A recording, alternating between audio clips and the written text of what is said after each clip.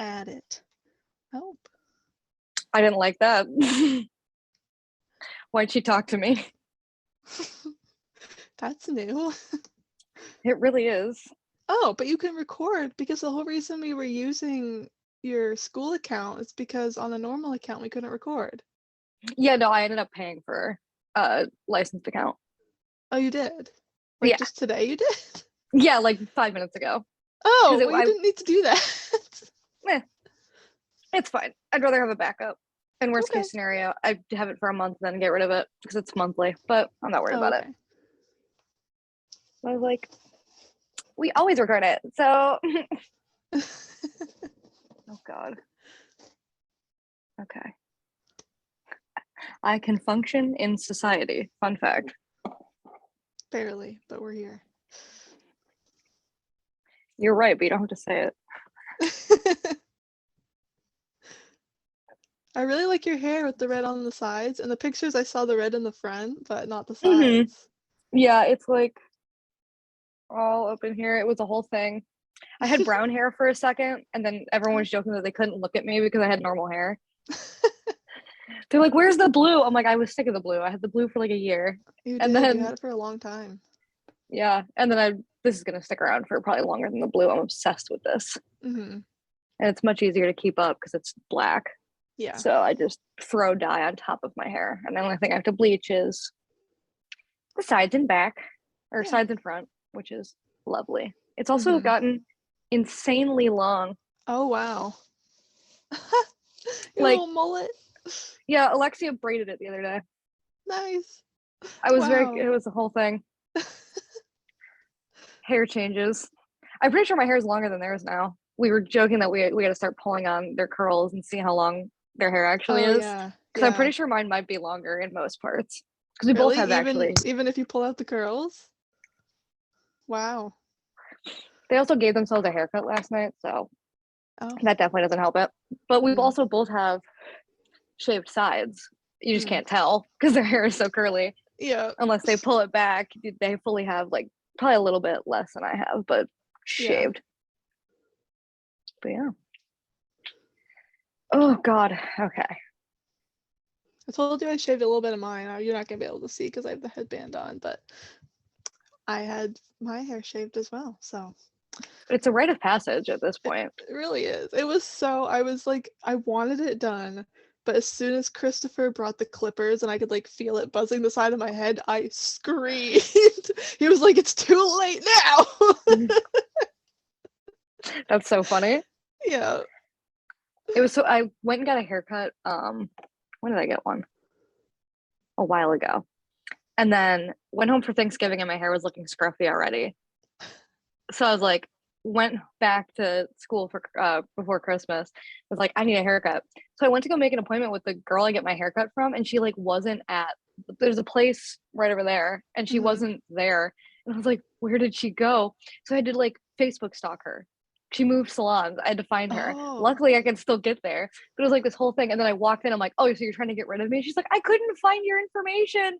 They wouldn't let me take it because they didn't want me to take customers with me. I'm like, well, they realized I wasn't going to this random straight boy haircut place for the place. It was for you. She's like, I'm so glad. And then she's like, I'm glad that you're here because you look like a scruff ball. I was like, when do I not come in looking like an absolute mess? I go like 3 months in between haircuts. Yeah. And then every time I leave, I'm like, I'll see you soon. She goes, no, you won't. You're going to wait too long and you're going to look bad and you're going to hate your hair and then you're going to get a haircut. And I'm like, yeah, that's what's going to happen. It's good you were able to find her though. I know. I was so worried because I don't want to get like this haircut is meant to look stupid. I don't want it to look good. And I'm like, she does it right where it's supposed to look gay and weird. If somebody else would try to make it look like neat and clean cut. Yeah. I'm like, I want it to look like I did this myself, but I don't have the ability to give myself a good haircut. So good times. But yeah. All right. Shall we? I suppose. I'll hit record. We out here. All right. Hello, I'm Remus. I use they, he pronouns. And I'm Michael. I use she, they pronouns. And we are your hosts of Cliquecast, the official unaffiliated 21 Pilots podcast run by two fans who have no idea ever what's going on. And Ever. this episode is still proudly sponsored by Justin and Jasmine. Thank you so much, Justin and Jasmine, for being so patient with us through all of these past few months where we've been just dropped off the face of the earth.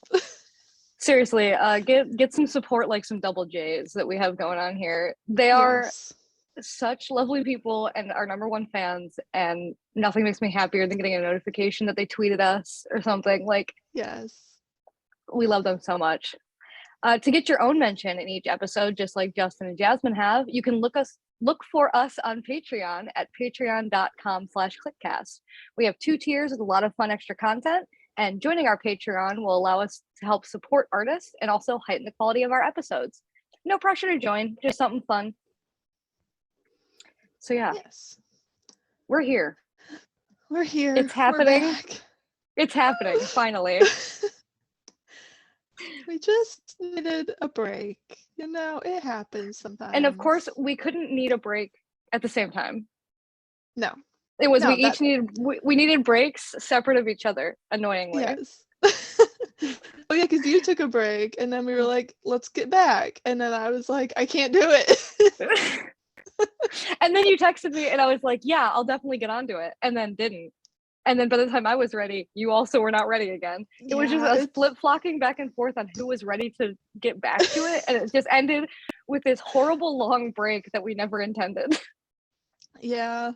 Maybe this is what happened with the 21 Pilots hiatus as well. Maybe this was just Cliquecast hiatus unintentionally. Exactly. But we're Except back and better than ever. I can't promise that it'll never happen again. Oh yeah, I will not promise that. I have no intention of disappearing for multiple months, but we're both mentally ill and physically disabled. So no promises can be made. It'll probably happen again. Hopefully not as long next time. Yeah. But because the numbers have gone up. Like, people have still been listening.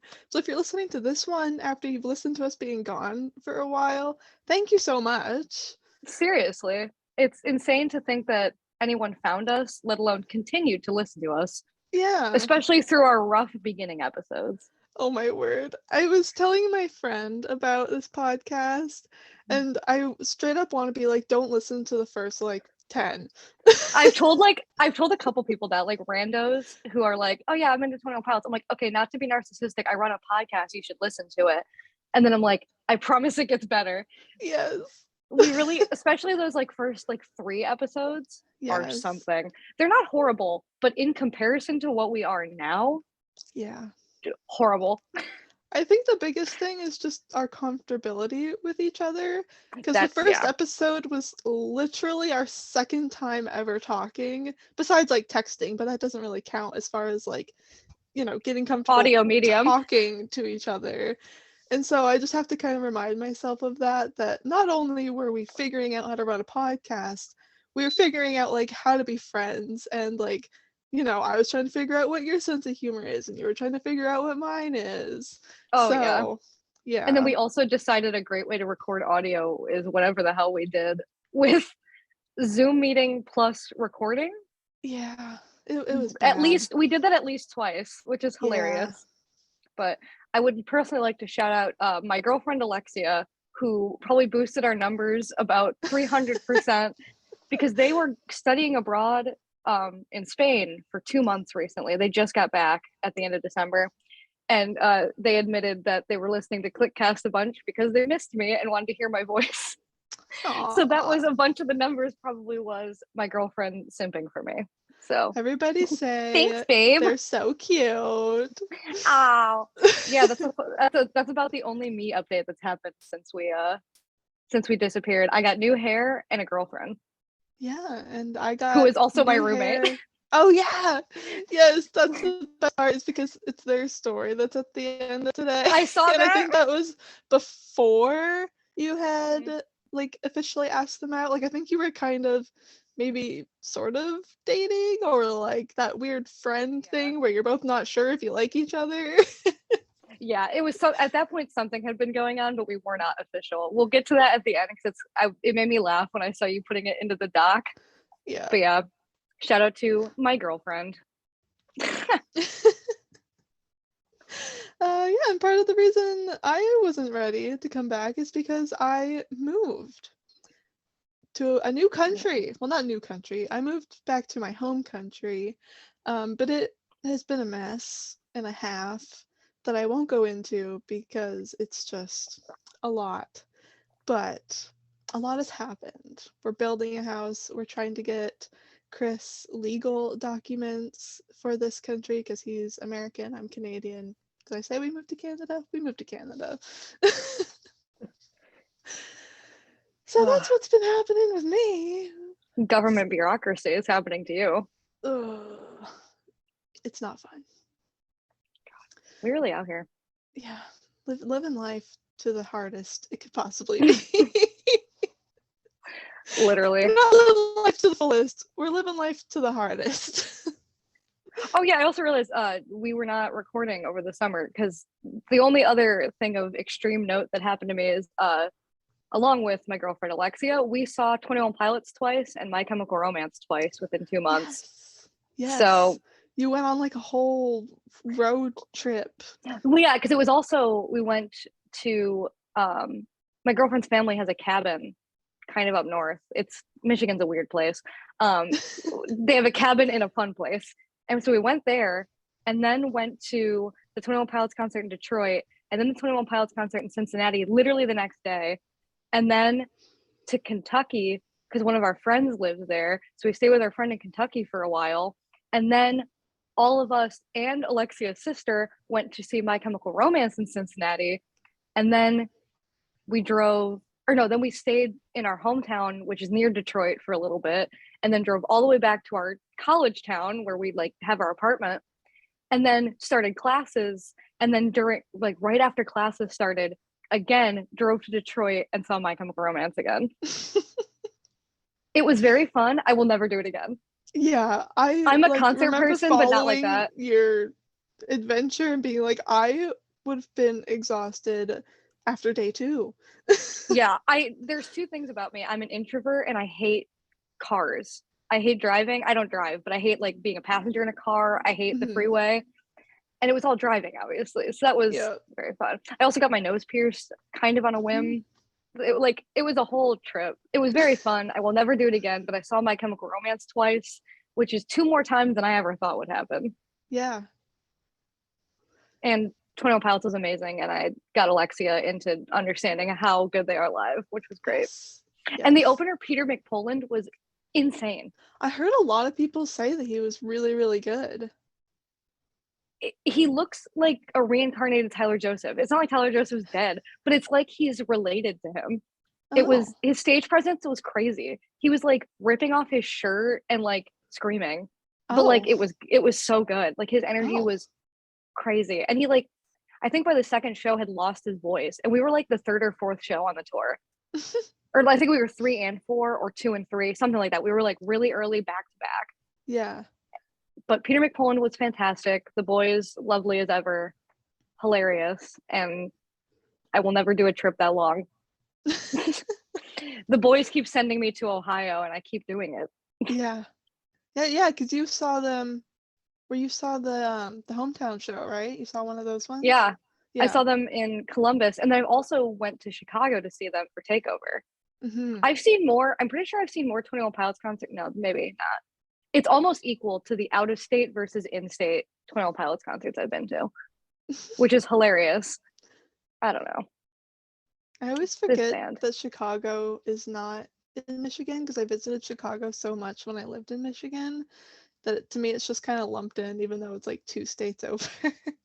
Well, it's kind of a win too, because if I was back, because I'm from Southeast Michigan, but I currently live in West Michigan. So like Chicago's even less of it's not a short drive, but it's about the same distance as me going home. Yeah. So like if there's a concert in Detroit versus Chicago, it's the same distance. And so it was really nice during Takeover when they didn't announce Detroit dates, but they announced Chicago. And I was like, screw it. It's like 3 hours. Yeah. The longest part of it is you just have to go around Lake Michigan. Yeah. Like, you can make it shorter with a ferry, but screw that. So Yeah. I don't know. I just keep seeing these boys out of state. I was thinking about it. I'm like, it is not unlikely that they go to Canada and we both go. Yes, if they go to Toronto I don't have or a passport, but I'm planning on getting one soon. That would be so fun if we met yes. up in Canada, of all things, for the first time. Yes, because we've been supposed to have met twice now for the Takeover tour and then the Scaled and Icy tour, and it just was so far for me that, between moving and building a house, it just like never worked out with finances and other stressful things going on. But yes, if they come to Canada, if specifically Toronto isn't that far from you and would be way cheaper for me to get to. Oh yeah. So, Plus, apparently, I'm down to clown and drive places and and go just places. drive for days. Yeah, seriously. There's a squirrel going absolutely ham in the tree outside my window. It scared the crap out of me. Oh It like no. is flinging. It's flinging itself from branches. I thought it was gonna. I don't know. It's like right outside my window. It's like very tall in the tree, and it's a big ass squirrel. Welcome to Cliquecast. I was thinking though, where I am now, we're not going to get the random vroom of trucks going by because I don't live next to a freaking highway anymore. It won't be as loud for me, but I am because we haven't recorded since I've been in this apartment. I moved I don't think apartments, so. but like literally across the parking lot. I'm in the same complex. My room Mhm. is the exact same but mirrored, like the whole apartment is. But I am now, my bedroom window faces the main road. Oh. It's not super loud. It's only loud when I'm like trying to go to bed, and then like Mm. someone who's trying to drag race or something loses it. But me and Alexia keep getting jump scared by car noises, but hopefully it's not super loud out there. I'm sure But it'll we be fine. traded. I'm main Yeah. road-ish. I figured out how to get rid of Jake Break. I think I can get rid of some traffic. God. Okay. I feel like we got to start or else we're never going to get. I know. I've been trying to just stall a little bit. We got this. It'll be great. We don't have a lot of top news because a lot has happened and we were gone for a while. So, Yeah, I feel like a lot happened, but simultaneously not a lot because they were just kind of on tour and then tour finished. Like no big yeah. news happened, I don't It was think. like small updates, small Yeah. silly things, cute things, fun Yeah. videos, Jenna posting type stuff. Yeah. Tyler did post though and immediately scared me because Yes. it was a Yeah. long post and then immediately my brain went, they're breaking up, which was a very immediate thought for Oh no no. reason. It's just what my brain wanted to tell me. And I guess then just I saw expect how the long it worst. was. You'll be surprised. Well, as a My Chemical Romance fan. But and then I was reading and I'm like, please tell me he announces the new album, and then he didn't. And I was like, okay, this is just a sentimental post. Yeah, it was so cute though, and it made me tear up a little bit. And seriously, it's the sweetest. I love Yeah. that man. I'd say as I drink from my number one Tyler hater mug.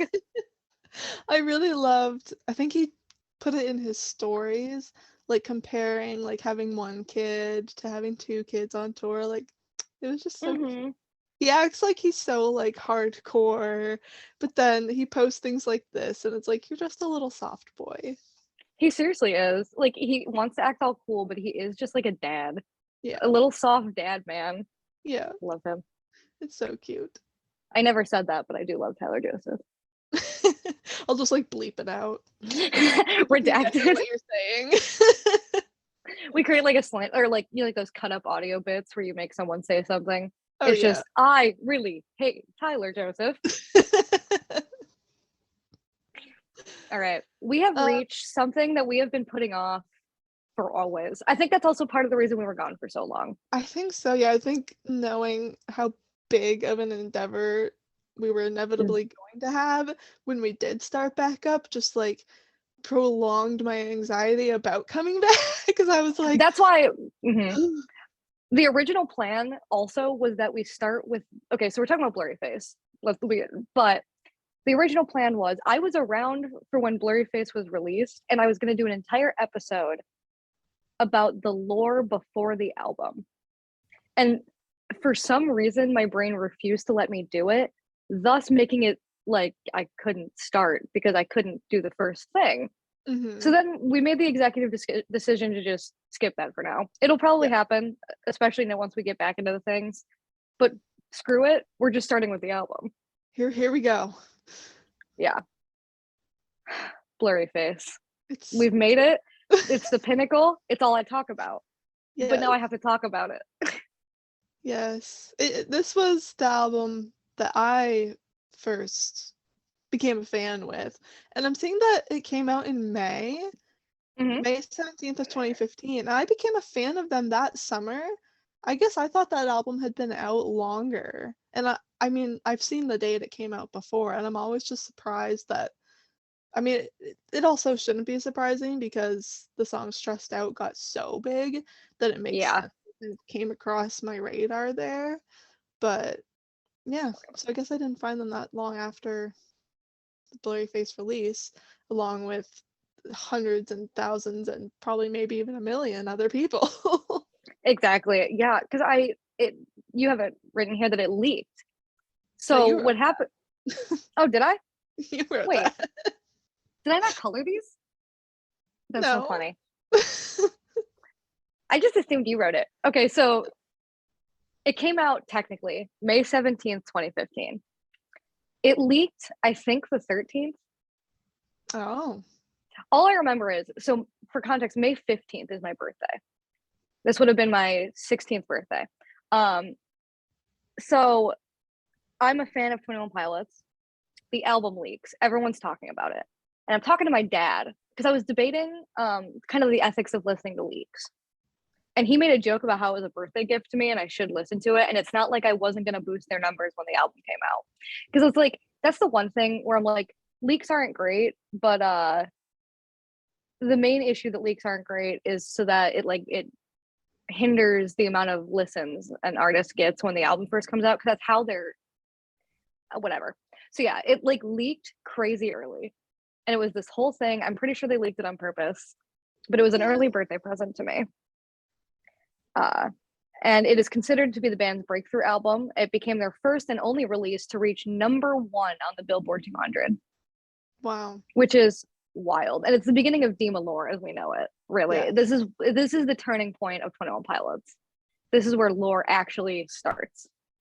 Yeah. And since this is the beginning where he was purposefully putting in the storyline, I mean, because we've said before, while breaking down the other albums, that, oh, this is definitely something he kind of steals from later, or this is the beginning of an idea for lore later on. But this is the first time he's like, I'm putting in a storyline. We're chapter 1, we're starting this. But you can kind of tell how things change, especially between Blurryface and Trench, where things like are kind of hinted at here in Blurryface, but then by Trench they're like really fleshed out.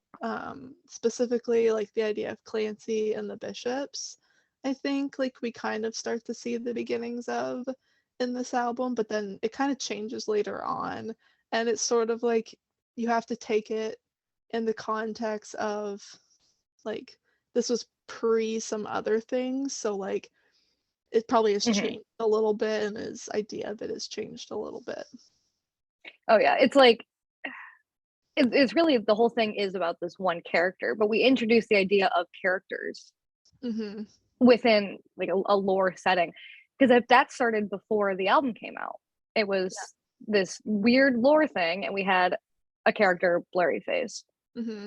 What's a Blurryface, you may ask? You ask as a horrible interviewer that makes me cringe. Yeah, because the Twitter account was made before the album came out, right?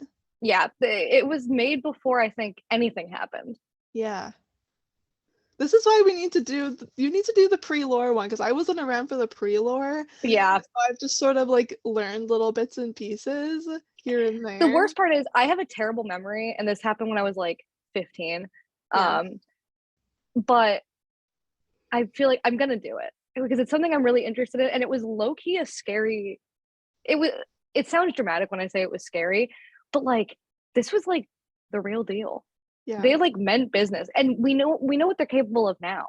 Mm-hmm. But this was the first bits of like anything I've seen from a band like this. It Mm-hmm. was like hardcore and cool and kind of freaky, and no one knew what was happening. Yeah. So and that was from the get-go. We had lore. Yeah. It's wild. And it's kind of like the character of Blurryface is just toying with the idea of where we would end up with, Mm-hmm.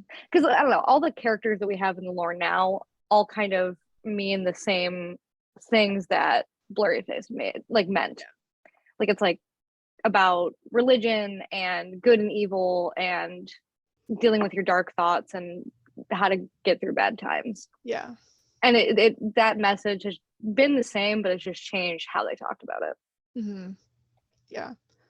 Yeah. It was so my introduction to the band was I I think I think they came across my Spotify and like it was just kind of in one of those curated playlists that Spotify does where it's like we think you'll like these based on what you've listened to. And so I know I recognized the name when my friend I was living with a family at the time because my parents and siblings had moved back to Canada, but I had to stay in the States for college in order to keep my green card.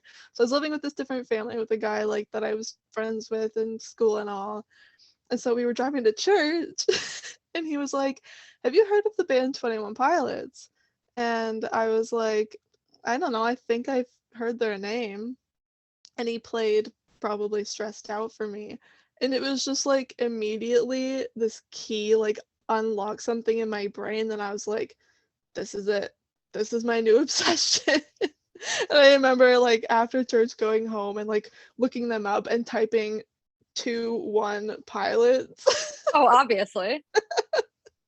not realizing that it's spelt out and Google immediately correcting me and saying, "Did you mean 21 pilots?" And I was like, "Sure."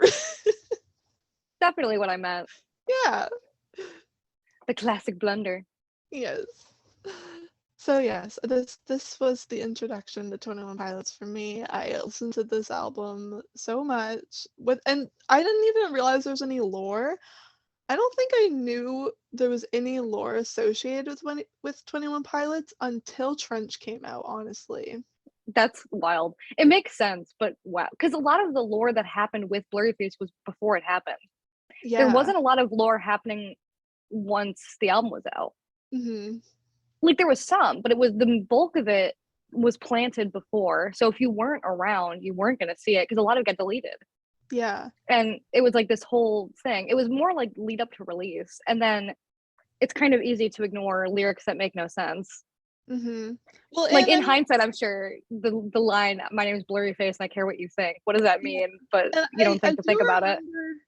do remember like sort of figuring out Blurryface and being like, because I was then like following them on Instagram, and I don't think I followed them on Twitter at that point, but like I kind of gathered from context clues and looking up videos and stuff, like kind of what Blurryface represented and how he was using it, but I didn't know there was anything past that or like that there was any precursor lore things to the album.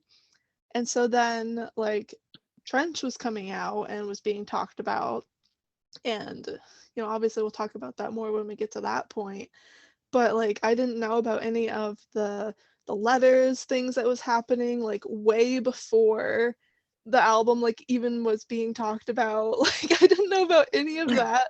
And so then I think I like got on Twitter and like decided to follow them on there as well and like get into that side of being a fan and saw people talking about these letters on the secret website, and I was at college at the time and I fully like didn't do any homework for days because I was trying to figure out all this stuff that had happened. That's literally, I have like so many Snapchat videos, especially of because this happened multiple times, obviously, where it's me pulling all nighters for what turned out to be no reason. Because if the Yeah. click can do one thing, it's say a time and a date, and then nothing And happens. then nothing happens. So I have multiple videos of me like with a setup of what I have right now, where we're recording, so I have one, two, three screens involved, and like a setup. I have like this level of stuff and I'm refreshing pages for nothing to happen. Yeah, part of me's like kind of glad that I wasn't like fully into it at that time, because I would have like flunked out of college straight up. The good thing was I was in high school and it's easier to fail in high school. Was Yeah. when Blurryface came out, because it was like it's snowing. It just started snowing. Lovely. I was in high school, so it was like easier to like blow off homework as Yeah. opposed to like college, because Trench came out like my sophomore year of college, or no, my freshman or sophomore year. That was not fun for me. I mean, it was great, but my grades not hot because I was getting a degree in 21 Pilots. Yes. Well, no, it came out my sophomore year of college. What year did Trench come out? Was that 2018? What? Hold on. I definitely What? started looking into stuff my sophomore year of college. Let's see, because This is the Blurryface album I just episode talking about Trench. I fully just Googled Trench, first of all. No 21 Pilots. So it gave me the dictionary definition of Trench, Okay. which was very fun. Just didn't add 20. You should know what I mean. Trench came out October 5th, 2018. 2018? Yeah. So that would have been my sophomore year of college. Oh, It was the first wow. semester of my sophomore year. So I was like following. Okay, that makes me feel a little more like a fan that I was following the lore that long before like the album actually came out. That does Kind of make four. sense though, because it was the summer between my freshman and sophomore year that Blurryface came out. So then it makes sense that during my sophomore year I probably decided to like follow them on Twitter and stuff and fully like dive into being a fan of them. So that makes sense. Yeah, because I remember specifically the only reason I remember that is because I have a picture of me in the apartment I was living in at the time. And it was the day I bought tickets, I think. Mhm. So that's the only reason I remembered. But yeah, it's long story short, this is a lot and we're beginning because we're going to be here for 90 years. Yeah, the But episodes were long and contained a lot of information before. We have 3 songs lined up to talk about today. Just and we 3. haven't even started yet. I know. We're a half hour in and we haven't even talked about anything. Here we go. We'll start it with The first Heavy song Dirty is Soul. Heavy Dirty Soul. So this is one of my favorite 21 Pilots things in the entire world. We all know Original Goner, right? You know, the weird accordion outside in the snow fighting weird video that existed, right? If you play Old Goner, and then I've talked about this, but if you play Old Goner and then Heavy Dirty Soul, they line up seamlessly, Mm-hmm. which is very fun. So that's the first little nod we have to old stuff. I didn't find that out until way later. Also, this was not something I realized. Which probably because I was too busy having a panic attack listening to this for the first time, because it was like 1 leaked and 2 new content. I probably just didn't even notice Yeah. that, which makes sense. Oh my god, it's like really snowing. I'm like right in front of a window. I'm very ADHD about it. Anyway, but then we immediately get hit with lyrics from Street Poetry, which Mm-hmm. is that video also of him walking around on the outside. They really just like to be outside. Which, you know, there's an infestation in my mind's imagination, this whole verse, and it's like, wait a minute, Yeah. when I know this rap because I knew Street Poetry, I had listened to it religiously because I devoured any kind of content. So it was like Mm-hmm. automatic leg up for any fans who knew what that was, because they're like, I don't have to memorize more lyrics. Yay. Yeah, that would be super cool, like to know about that and then hear it in an actual official song. I like freaked out. Mm-hmm. I was like sitting in my kitchen, just having a stroke. Yeah. So I kind of broke down just specifically the name of the song. I didn't go too much into the lyrics because I figured Remus would have a lot to say about that anyway. Um, so a heavy soul is one that, by Google definition, is one that's full of guilt or dread. And so like that sentiment is kind of in the song, but I think by adding like heavy dirty soul, he's definitely meaning guilty in some sense. And so I definitely see this as the first glimpse we get maybe at like Clancy and that storyline coming to fruition, of him like admitting that something bad has happened or he's done something bad that he regrets and is needing forgiveness for, and so is asking if his soul can be redeemed. Oh yeah. It's, I don't know, something about retrospective listening hits. Yeah. These notes took me way longer than I thought they would because, Yeah. you know, I have the benefit of hindsight. Mm-hmm. It's wild the amount of connections. It's such a through line. Yeah. But so we start off with there's an infestation in my mind's imagination. I hope that they choke on smoke because I'm smoking them out the basement. This is not rap. This is not hip hop. Just another attempt to make the voices stop. First of all, we get choke on smoke, which is Keon's. If you're aware of the bishop names and where they come from, they all come from mostly chunks of lyrics. Mm-hmm. So it's like the KE of choke on and then the S of smoke. Keon's. Very Mm-hmm. fun. So this kind of sets up Blurryface as a pest that is plaguing his mind, and he's trying to use music to get him out, where it's like, sure, there's the benefit of like a bop to listen to, but really the whole point of this is to get through what is currently happening in his mind and, you know, is weighing on his soul. Yeah, which even that alone comes back later with Clancy, where it's Clancy's music that is able to help them get out. And it's music that is a huge key point in all of it. Oh yeah, it's like a constant theme of using music to get through things. Mm-hmm. So can you save my heavy dirty soul? I feel like this has multiple meanings, in which kind of the basic one would be Tyler asking God for help. Mm-hmm. There's also Clancy asking someone to help him in general. I'm not really quite sure who Clancy would mean by you. Possibly the Banditos? I'm not quite sure, but it's definitely could be seen as Clancy asking for help. But also it could be Tyler in general asking this album to help him. Yeah.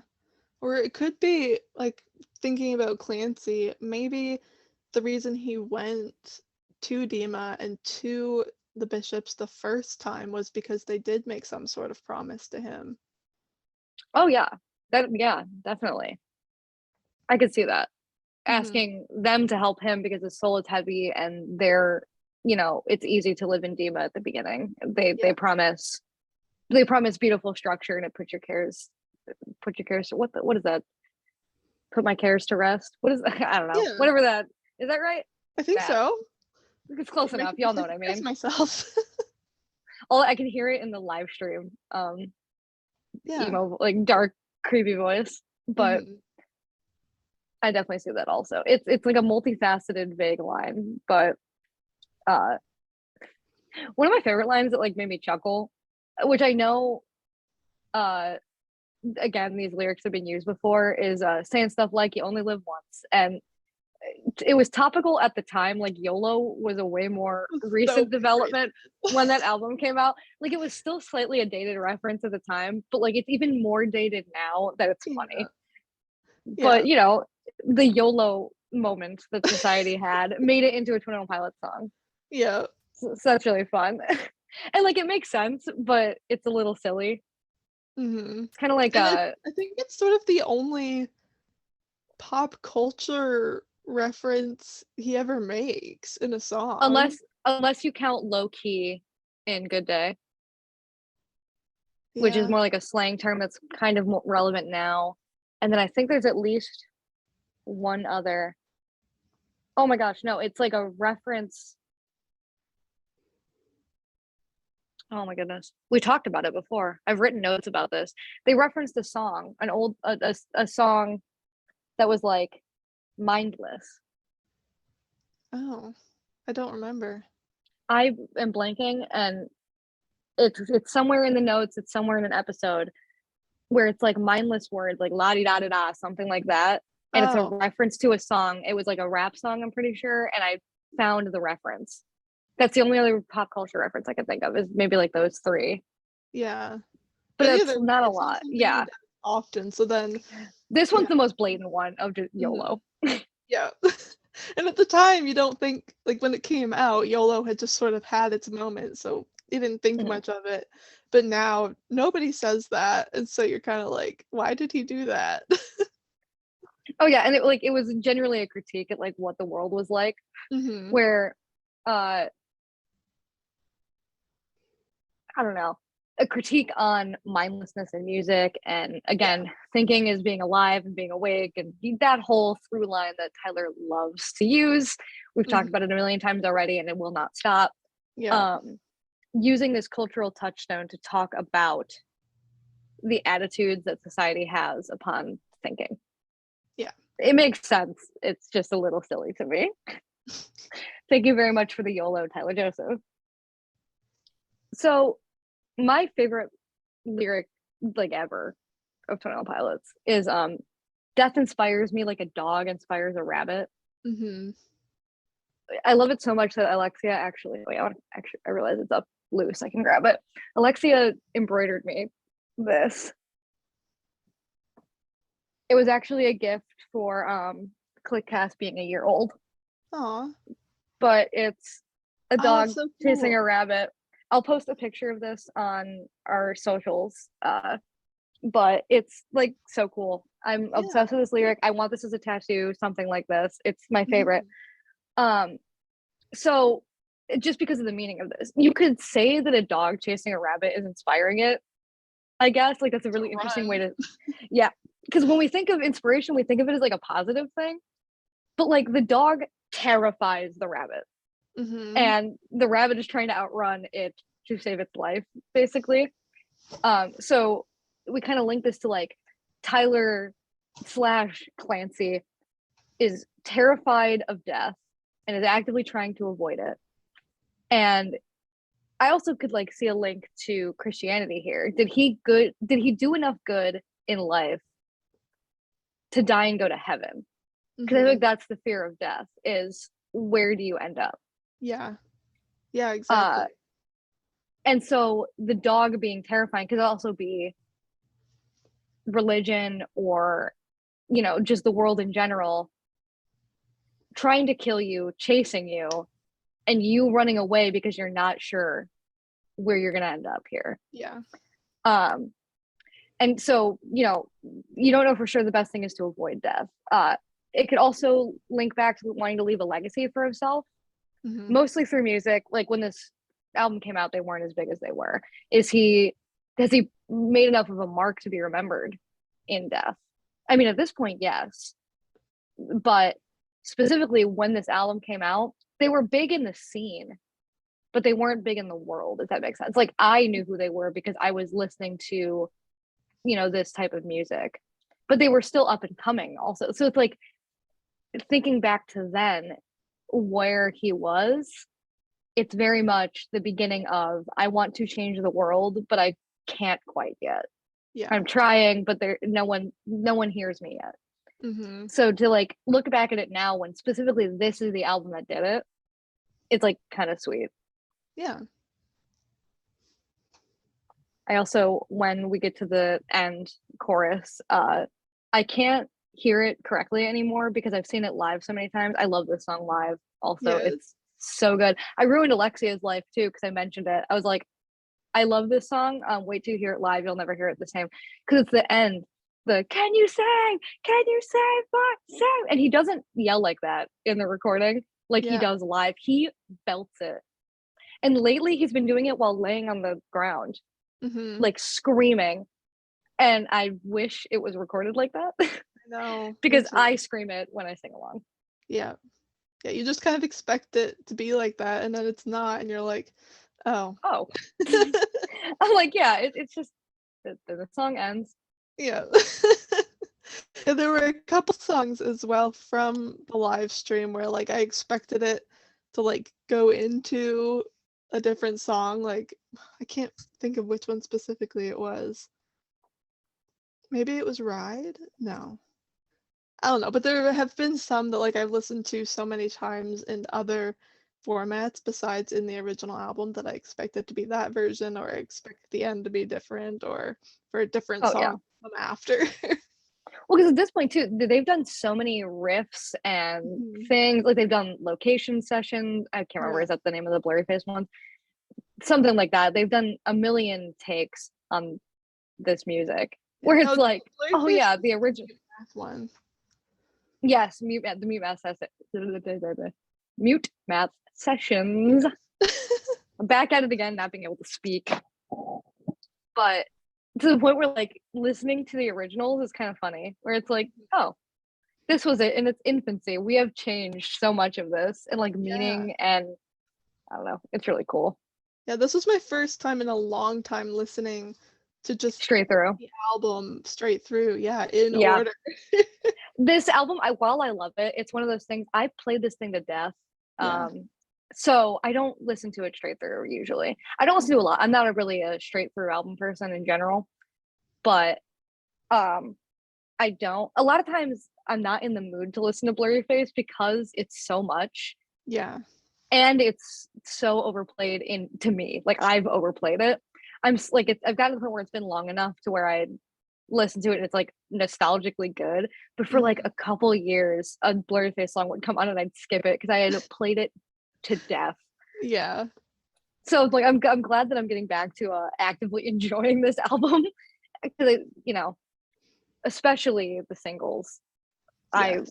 played within an inch of their life because Yeah. it was new content for the first time. I was like, oh my god, stressed out and fairly local. Went Yes. through it with me. It was a thing. But Speaking speaking of stressed out, out. Oh, exactly. oh, Look at us segueing. We're like podcasters or something. something like that. I don't know. So the second song on this album is Stressed Out. It was also the second single to come out. We'll get to the first single when we get there. Um, but this is the big radio hit. This is what did it. So wait, Fairly Local as a single came out before this one did? Yeah. Fairly Local was the first new song I ever heard from them. What? Yeah.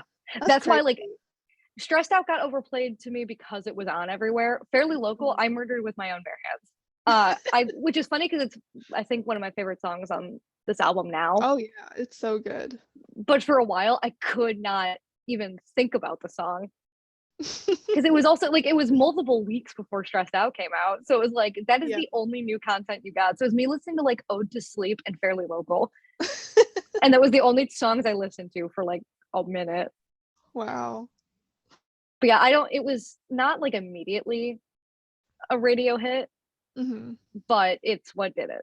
It's, if you tell someone 21 Pilots and they think they don't know them, you play them this song, they've probably heard it. Yeah. And they're They'll like, go oh, that's quick those on guys. the radio. Yeah. Exactly. Like it's the song. It's also Slow Town 2.0. We talked Hmm. about this when we talked about Slow Town. It is the same message for the most part of Yeah. childhood and stuff. So it's funny to look at it with that lens of a more grown up version of an adolescent hit, if you will. Yeah. Yeah. Just kind of more fleshed out and thought through and more complex. Yeah. Absolutely. And it was so relatable at the time. I think that's probably why it got so big as compared to Fairly Local or anything else. Like, at least for me, like, I had just started college and my parents had moved away. So I was like kind of sort of on my own for the first time and figuring out how to be an adult and, being nostalgic for the good old days. So, yeah, and it just continues to get more relatable as you grow Oh up. yeah. When I listened to it for the first time, I would have been like 16, and I thought it was super relatable then. Yeah. You can imagine now where I'm like, Yeah. oh God, it's even more because I'm like, you have those feelings when you're 16 where you want to be a kid again, but you have no idea what life becomes when you're actually an adult. And I'm like, Hmm. yeah, no, I want to go back to when I was 16. Yeah. That's the good time. So definitely more relatable as we go. Yes. Yes. Yes. And this is the introduction of Blurryface. By name, other than Yes. the album, obviously, the album Yeah. title, but we get a name drop. Mhm. Guys, it's happened. I don't have to It's there. It's It's happened. just full on there. Yeah. No more just maybe possibly alluding to it. It's in your face. It's in your blurry face. Oh, okay. So we get to here's the beginning of the lyrics. I wish I found some better sounds no one's ever heard. I wish I had a better voice that sang some better words. I wish I found some chords in an order that is new. I wish I didn't have to rhyme every time I sang. So originality is hard to come by this far into the music scene.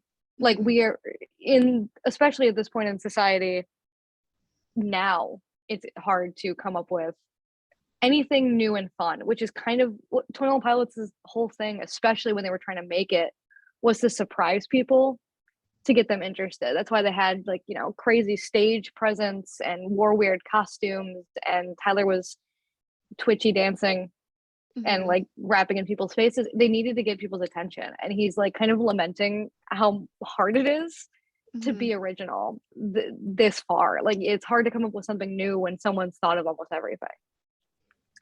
And you know, he's already feeling pressured to switch things up. And funny enough, like these lyrics are him sounding discouraged with like making a mark and doing something good and interesting and fun. This is the song that dominated the charts for that summer. And you know, for probably like a year after, it feels like this is the song that did it. And it's him being like, I don't know, I might give up a little bit. Yeah. And it's like, no, hold on, give it like a month, Tyler. It's gonna be fine. Like I promise you it'll be fine. You have no idea how big you're about to get. And one of my favorite things about that is the line being, I wish I didn't have to rhyme every time I sang. Breaking the rhyming scheme is just very creative and very Tyler. Yeah, and it's so funny because like saying how it's hard to be creative, but he is so creative, and maybe he does have to like take a lot of time to make sure, like, and I think that's why it was so relatable to me as well. Like I was an art major in college trying to make sure I was coming up with unique ideas for all my projects, you know, and sometimes the first thing you think of is probably the thing that other people thought of too. So you're like, well, I can't do that. Like, I've got to push the boundaries of that and try to make it a little different and unique. Like, and then he is, because of that, and because he's really careful about that process, in my opinion, one of the most unique writers and storytellers and musical people of this day. Like, yeah. Oh, I would absolutely agree. And like I don't know, he has self-doubt, which, you know, is valid. Yeah. But it's one of those people that you look at and you're like, if you doubt yourself one more time, I'm gonna punch you. Just because you're so talented that it like hurts me. Yeah. It has actively changed my life, how talented he is. And I think he's gotten better with the self-doubt, but I guarantee it's still there. And I'm like, Tyler, please, you're one of the most talented people I've ever seen in my life. Don't worry about it. You're going to be fine. You keep making banger after banger and making my brain hurt. It's going to be okay. Yeah. Yeah, well, It's even wild. We're not there yet, but the first line that Blurryface sings is like him coming in, cutting Tyler off. Tyler saying, and I care what people think, but Blurryface's line comes in before he's able to finish that line. So he's having his dreams of music and being successful at that overshadowed by the voices in his head. That is a big insecurity for him. And so he's worried about staying relevant and being heard. But it's one of the biggest songs they've ever had. Exactly. Like, because getting into that line there, it's I was told when I get older all my fears would shrink, but now I'm insecure and I care what people think. Immediately followed with, my name is Blurryface and I care what you think. So one, he's here. He's in the room. The Blurryface is in the room with us. I don't know if you're on that side of like that lingo of TikTok. I sound like a boomer, but where it's like, is the whatever in the room with us? Is the Blurryface in the room with us? Is me in every episode? You being like, is Blurryface in the room with us? And I'm like, but he's definitely talking about Blurryface. But he is. He's sitting right next to me. Hello, sir. Yes, and your hair for this is even black and Yes. red, which is perfect. Obviously, this is an audio medium. I currently have black and red hair. Yes, I've gone through quite a hair journey since we've come back, and it's Blurryface hair. yes. I feel like Blurryface would rock a weird gay mullet. Oh yeah, yeah. Either that or just like buzz cut. Buzz cut. Yeah, buzz cut Tyler. Yeah. But so in this line, Tyler talks about growing up and becoming self-conscious, which like, yeah, relatable. Uh, and he immediately pins the blame on Blurryface for making him feel like that. We've created this character to talk about our struggles, our pain, our suffering, our internal monologue that's not so nice to ourselves. And he's like, screw it. We're making this a person so we can dissect that, because it's almost easier to separate it from yourself so that you can understand its motivations better. Yeah. Then, it's hard to separate your thoughts because you have negative thoughts, but they're not entirely you, if that makes sense a lot of the times. And it's hard to understand that your internal monologue does not have to define who you are. So creating some weird lore character in your fun little album is definitely a great way to break down your negative self-talk. Yeah, even just relating that to anxiety, like your anxiety usually makes absolutely zero sense and feels like a completely different version of yourself or a completely different person, and you're like, why are you being like this? And it's like, well, it's because I do care what other people think. And you're like, but I don't, I shouldn't. And it's in your mind like, but you do. Oh, exactly. It's the little blurry face in your mind standing there going, everyone's staring at you in public. And you're like, I've never stared at someone in public. No one's staring at me in public, but they are. They're right there. They're judging you. You're walking weird. You're weird. Nothing you do is good. And it's like, bro, you get this edgy little teenager out of my brain. So when we were edgy little teenagers, what was it then? I just thought that was who I was. Oh. I was an edgy little teenager and I was like, this is what my life will be forever. And then I grew up, and granted, I still have bad thoughts and stuff, but now it's much easier to even pin it on younger me, where I'm like, why is younger me infecting my brain with their little edgy thoughts? And I'm like, calm down, you're gonna be fine. Yes. No, I have a lot of compassion for little me, but it is kind of funny to imagine little me with my stupid little hair and my little band t-shirts and my eyeliner, which is hilarious because I'm just describing me still, but smaller and with way more femininity. But it's in the back of my head being like, no one loves you. And I'm like, go eat a snack. I don't know. Eat a snack. You're going to be fine. You're not yourself when you're hungry. Eat a Snickers. At Snickers, sponsor us. That's all Blurryface needs is a Snickers. I feel like Blurryface would make a great Snickers ad. You're not you when you're hungry. I care what you think. And they're like, it's Tyler being like, bro. Oh my word. If that's the next ad they need to do. Instead of Chipotle, they need to do Snickers. That bring out like trash and everybody. It's you're not you when you're hungry, but it's him taking over. Oh god, which bishop did he take over? I forgot. That one. Is it Keon? The one. What? It's not Nico. What is it? Keon's? Maybe. In the outside, he takes over a bishop, and we know which bishop it is, but I can't remember. Fake fan. It's that. Yeah, I think it is Keon's. It was the only other. It's not Sakarver. It was like his bishop, right? Yes. Which was Keon? Yes. Keon's is Clancy's bishop. He's described as nicer. Yeah, no, it's definitely Keon's. And then he sacrificed himself for the cause. Exactly, because he wasn't him when he was hungry. To cry over a bishop. And he got a Snickers and realized, oh wait, I can fight this from the inside. Yeah. Exactly. It's good. Tyler. Perfect. Snickers commercial. Yes. Get 21 Pilots in the Super Bowl 2K23. That was weird. I almost said 22. No. I'm sure everyone listening to this is also very used to the year change at this point because it'll be February when you listen to this. Today is January 5th, so Oh yeah. we are in the new year is new still. Yes. It's only the 5th. I feel like it's been Yeah. so much longer. I know. I feel like it's like the 15th. I know. I feel like I we're haven't even sitting started here classes in yet. January. Yeah. You're back at school though. Yeah, well, you're back at your apartment. Yeah. Long story short, my girlfriend is doing student teaching, and Oh, had to be back when the little kids started school, right. and so we just can't wait to come back a week early. But it's kind of nice because I got to like settle in. I had to register for classes yesterday because I put it off for way too long. For context, yesterday was the 4th, classes start the 9th. Registration opened up probably November? I don't know. A long time ago. I registered for classes yesterday. And because of that, I have screwed myself. And I have to be up at 6:30 every morning.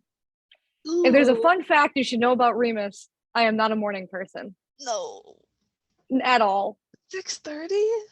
6:30. I have to be asleep by 11. I'm a night owl.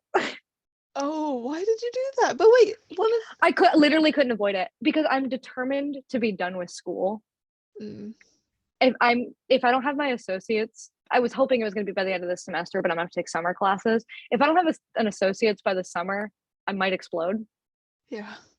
So I was like, screw it. And I'm also, fun fact, medicated as of a couple weeks ago. We're doing I'm back on so good.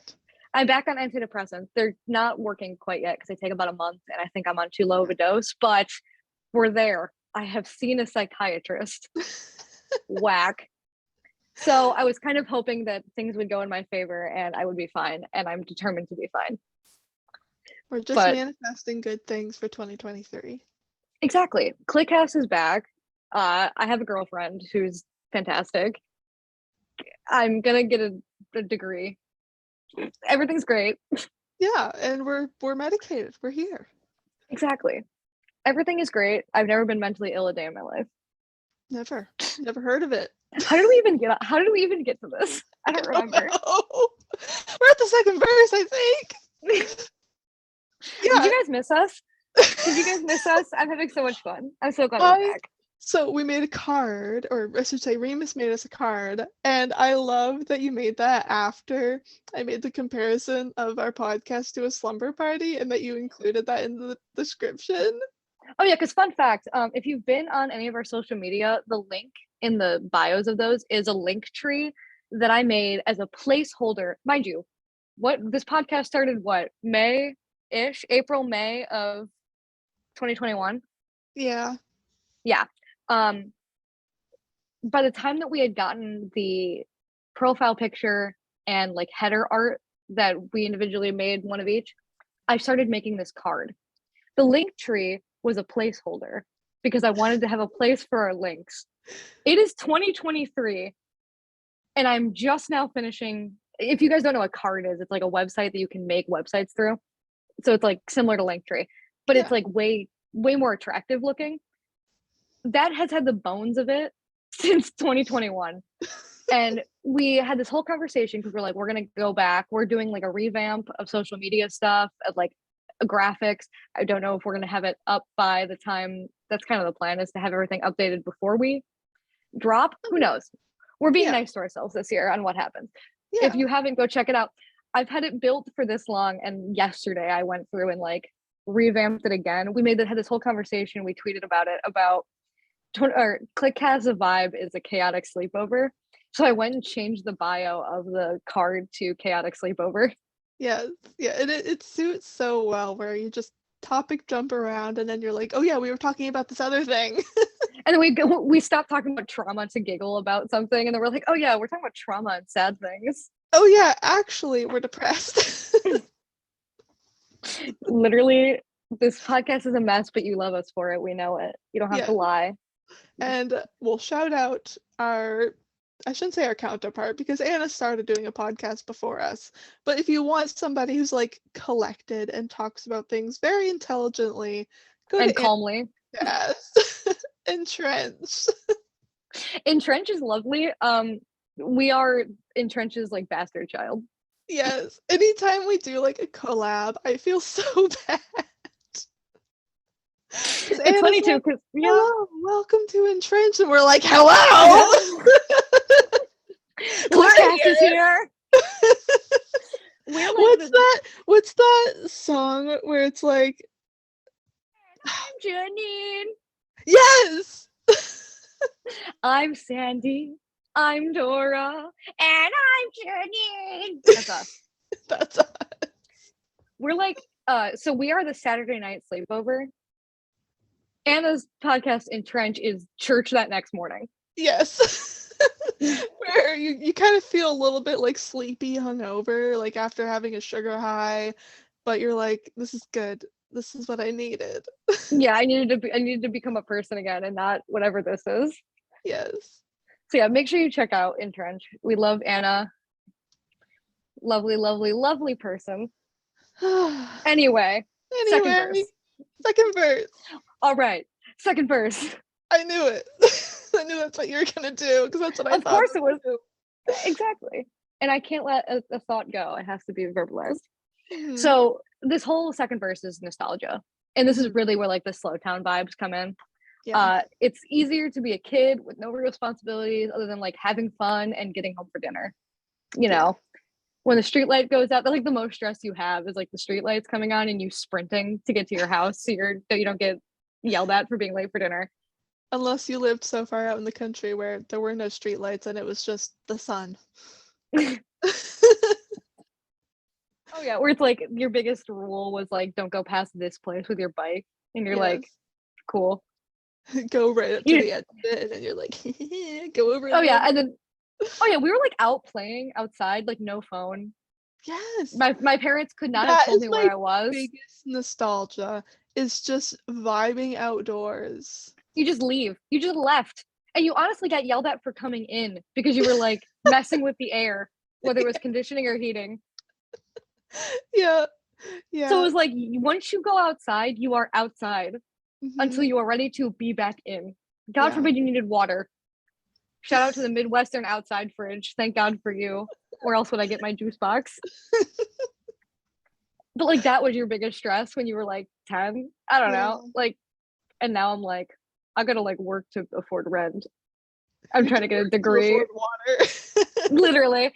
It's and you're like, how did my parents afford a second fridge? Literally. Oh.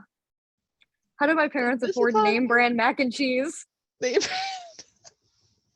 They're getting the Kraft. I'm out here buying the Dollar Tree easy cheese.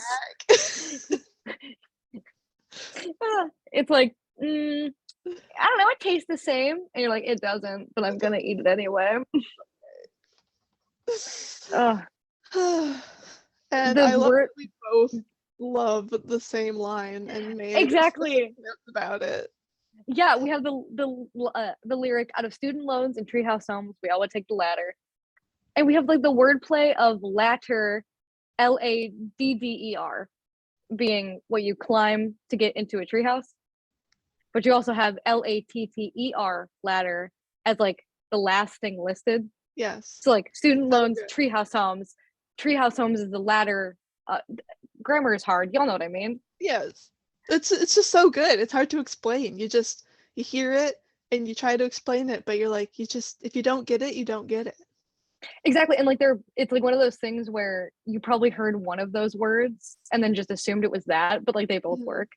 I don't know. I love his mind. Because for the longest time I thought it was ladder as an LADDER, like out of student loans and treehouse homes, I would take the ladder.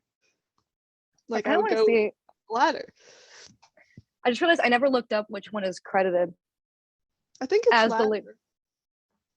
Where's my CDs? Hello? Oh. I own many CDs. We're pulling it out.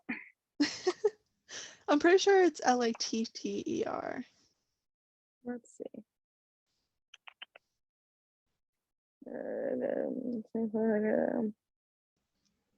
LATTER. But then that's funny because that's the probably lesser heard.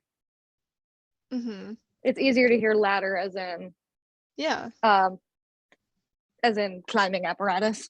Why do I Yeah, talk because the I way I mean, do? if you say latter, Mhm. LATER in a sentence, you don't say latter. Well, You he's say also Midwestern, yeah, and exactly. Midwesterners just drop our T's. So Yeah, two T's equal a D. Thanks, Tyler. exactly. You're the best.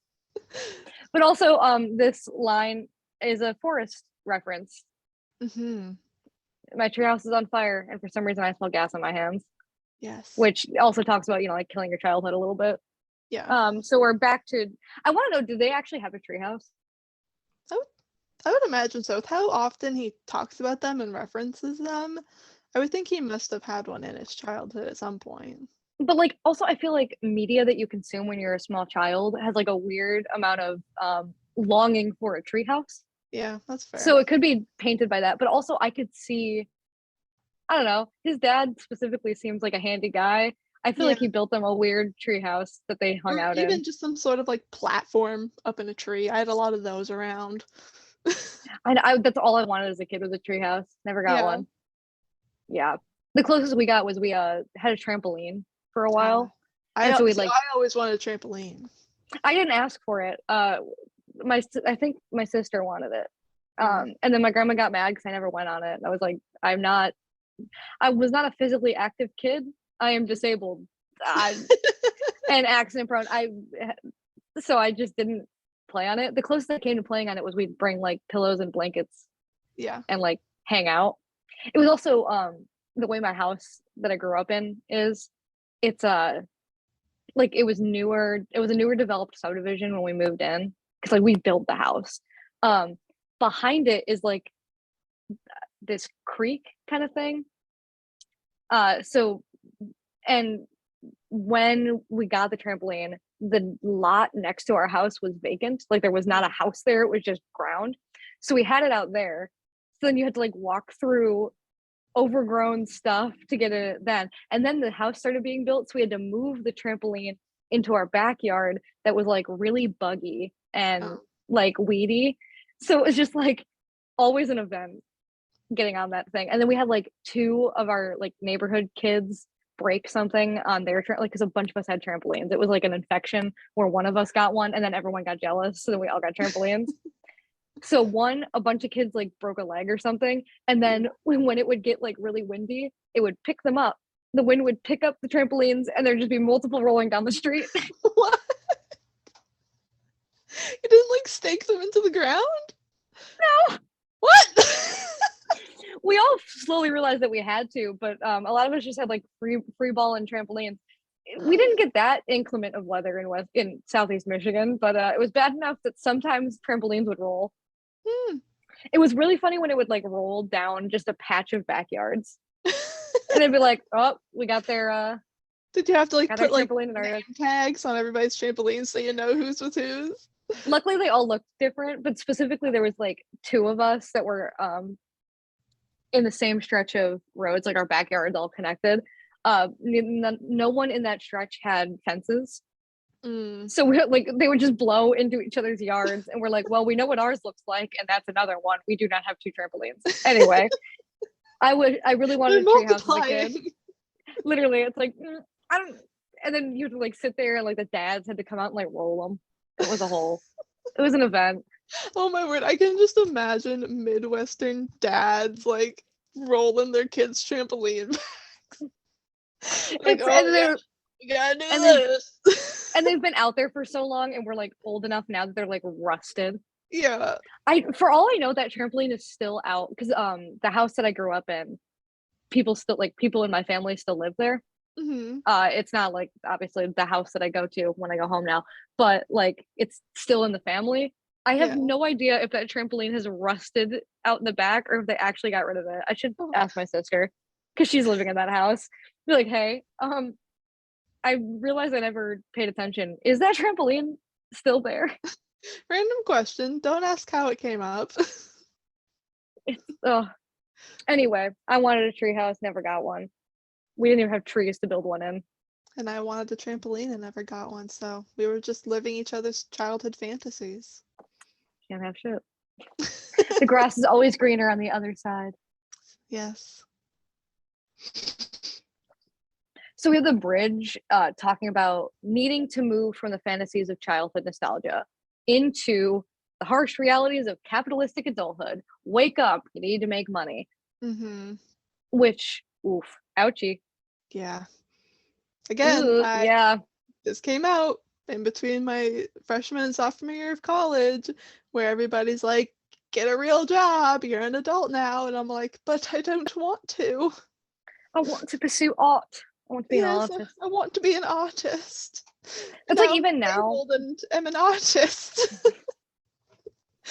Careful what you wish for, kids. Exactly. Don't pursue art. You'll become disabled. That's not true. That's not a fact. Just have to throw that out there. I was disabled before I became an artist. No, definitely it was the art that caused it. Yeah, okay. Somebody who is young and wants to be an artist is gonna be like, I don't want to do that anymore. I don't know the age range of our listeners. Hit us up. Wait, that's a weird question. I was like, hit us up. How old are you? If you're a minor. If you're a minor, I'm really sorry. Never listen to a word I say. I'm a horrible role model. I want to be a professor. This is terrible. Well, at least most college students are adults. That's why I want 17-year-olds, but yeah, I was talking about like my future, and my sister was like, because I'm really good at explaining things. Yeah. To like like in multiple ways so people can understand. She's like, you should be a teacher. I'm not. This makes me sound mean. I don't like kids. I'm not mean to children, but like I don't have patience. I know that. I would be a horrible teacher because kids do not deserve to have what I would give them. Yeah. And I was like, oh wait, I can teach adults. I want to be a professor. So yeah, we're just gonna be vibing, teaching adults badly, but like good. I'll be a bad role model in a good way. Yeah. Yeah, you'll be that cool eclectic professor who everybody loves. That's exactly what I want. I want to be that weird person that they're like, do you remember that professor we had for communications? Like that speech class we took? Yeah, they would constantly like bring weird stuff into class and like, I don't know. What a weirdo. Miss them. Like that's what I want. Like they gave us extra credit points for this and that, and it made no sense, but we're vibing, and I passed the class with an A, and now I know how to public speak, and I'm like, that's my goal. Yeah, perfect. They were weirdly what's what I'm looking for? They were a weird amount of activists for disability. Like they just wouldn't stop talking about it. And I'm like, yeah. But even now, like as someone who's pursuing multiple degrees, not at the same time, but like that's just what my track leads to is multiple degrees that I need. During that, I'm working like a what's the word? Entry level? Oh my god, entry. All I could think of was the word intro, and I'm like, that's not it. I'm technically working like an entry level food job, and constantly I get comments from family because like it's a good job, and like granted it doesn't make as much as I want, but it works because it's money, and it like works with my school schedule, which is especially this semester terrible. Yeah. And like hard. That was also why I had to screw myself over. I needed to work because I need money. But even then, it's like I'm doing all the steps to set myself up for my future goals, and I'm still getting flack about like you need to make more money, and I'm like I physically can't. Yeah.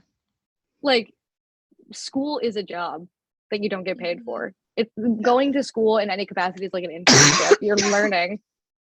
I don't know. It hits pretty hard. Just wake up, you need to make money, you need to get your life together. It's like I'm trying my best. Yeah. Yeah, I look back at my college time and I was taking the max amount of credits every semester because I wanted to be done. And I was working at college in the kitchens there.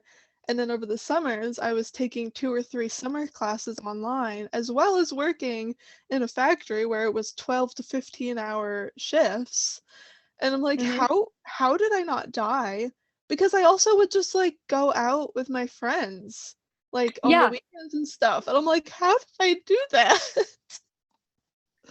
Seriously, I'm like looking at what my semester is gonna look like, and And I'm like, I might die. You're gonna be so tired just all the time. It's horrible. And I'm like, I'm gonna have no free time. Yeah. Thank God that I had like I specifically was looking at my schedule yesterday. That's why I was texting you about like, here's when I'll be available, which is never. Thank God I have like my Fridays are very free, and I specifically put in my calendar a chunk of time Fridays where I'm like, this will be Cliquecast time, because I cannot, and I refuse to put things in it because I'm like, this is the one thing I want to do where it's like creative. And I'm like, other than this, I will have no other fun things. I will not have the time because it's gonna be a lot of doing homework on the bus and trying to sleep and having no free weekends anymore. Life is fun. It'll be worth it. I will have a degree at the end of it. College is great. About this with Christopher the other day, where like when you're in high school, everybody's like, these are the best days of your life. You're going to look back on this and love it so much and think you want to go back. And then in college, they're like, these are the best days of your life. I wanted to off myself in both of those times of my life. Exactly. And now I'm out of both of them and I'm like, yeah, I got stress, but like I'm having an okay time. Like, especially now that I'm medicated, I'm like, you know what? Life's not that bad. No, seriously, like I look back nostalgically at high school, but not in a I want to go back way. Yeah, I remember so much. My parents would be like, I wish I could go back to high school. And I'm like, why? I would love to go back to high school without the stress. The stress of high school. Granted, I could handle the stress of high school now. Oh, yeah. If I went back and like did high school, it's different stress, but it was big at the time because that was the most stressed you've ever been. It'd be fine now. I would, if I could go back to what I was doing in high school, like, and I'm the exact same, yes, I would do it. Would I go back to how I felt in high school? Absolutely not, because I was struggling and suffering and it was valid at the time. I don't know. Every time of your life is the best time of your life, kind of. And also simultaneously the worst. Like you will have hard times no matter what. So that's why it's important to find things that bring you joy, because people are going to tell you XYZ is the best time of your life. If you're looking back at either your past and thinking about how much better your life felt, you need to make changes in your current predicament. Yeah. You have to find joy somewhere, because if you're constantly hoping for the past, you're wasting the present. Yeah. I don't know. It's a very bizarre thing to think about, wanting to go back to when you were 16. Like, why can't you just make yourself, like, try to make changes to make yourself as happy as you think you were when you were 16? You can do that. You can try to find things, even if they're small, to like make yourself happy in your current moment. Yeah, like what were you doing at that time that you miss that you wish you could do now? Like, and maybe you can't do it as much as you did then, or like, because one thing specifically I miss so much about college, and not so much college, but definitely high school, is how much I was able to just read for leisure and like just draw and do like fun artistic things like so much of the time. And I can't read as much for leisure now, but like I've tried to be more intentional about, okay, before bed, instead of scrolling on my phone and looking at, multiple different medias, maybe I can read a chapter of a book. And yeah, I can't sit down and read a whole book in a day like I used to be able Oh God, yeah. I can still read and I can still have that enjoyment in my day to day. Definitely. I don't know. It sucks that you have to make your own joy, Yeah. but that's the only way it's going to happen. Yeah. And that's the biggest thing I've learned as an adult, is how important it is to find your own joy, especially when it seems impossible. Yeah. Because there are times where your brain will convince you that there is no joy to be had anywhere. And even if it's as simple as like smelling a nice candle, that's something that is a positive. And like, if you can find as many positives as possible that you can manage into your life, overall you'll probably end up with a net win. Yeah. Or at least less than the negatives. That's my soapbox of find the smallest thing that makes you happy. Yeah, I've literally and hold on to my it. chickens to come to my front door because hearing them peck at my front door because they want me to bring them treats just makes me smile. So like I might be in the middle of something stressful and then all of a sudden I hear a little and I'm like, "Oh, my little Lupin needs some treats," because my rooster's name is Lupin. Oh, that's so good. Yeah. I love it. Yeah, and he like is in love with me. He's been my favorite ever since we like got them as chicks. Like we just kind of bonded. So he literally like doesn't care about any of the other chickens and he'll like literally run to the front door when he hears me come outside and I'm like, "Lupin baby, what do you need?" And he goes, "Burp, burp, burp." Oh, that's so Yeah. good. So that's the joy I've created is training my chickens to come to the front porch and they then shit all over the place. But you know what? It's okay. It's finding the joy. Exactly. So, if you don't have chickens, figure something else out. I can't help you. I don't know. Yeah, you got to find something. Maybe it's this. Maybe it's listening to us blabber Yeah. on. This can And be if your so, joy. I am so sorry that this is the best that it gets. But also, thank you. You're like, I much love. Seek help. If hearing two dorks blabber on in your ear holes for way too long about things that they barely know about brings you joy, live your truth, bestie. Maybe try like a good dessert that might help. Yeah. God. Or So therapy. Anyway, you have to know. therapy is the best option. Yeah. Yeah, no matter what, that is the number one, but it's expensive. So instead, chickens.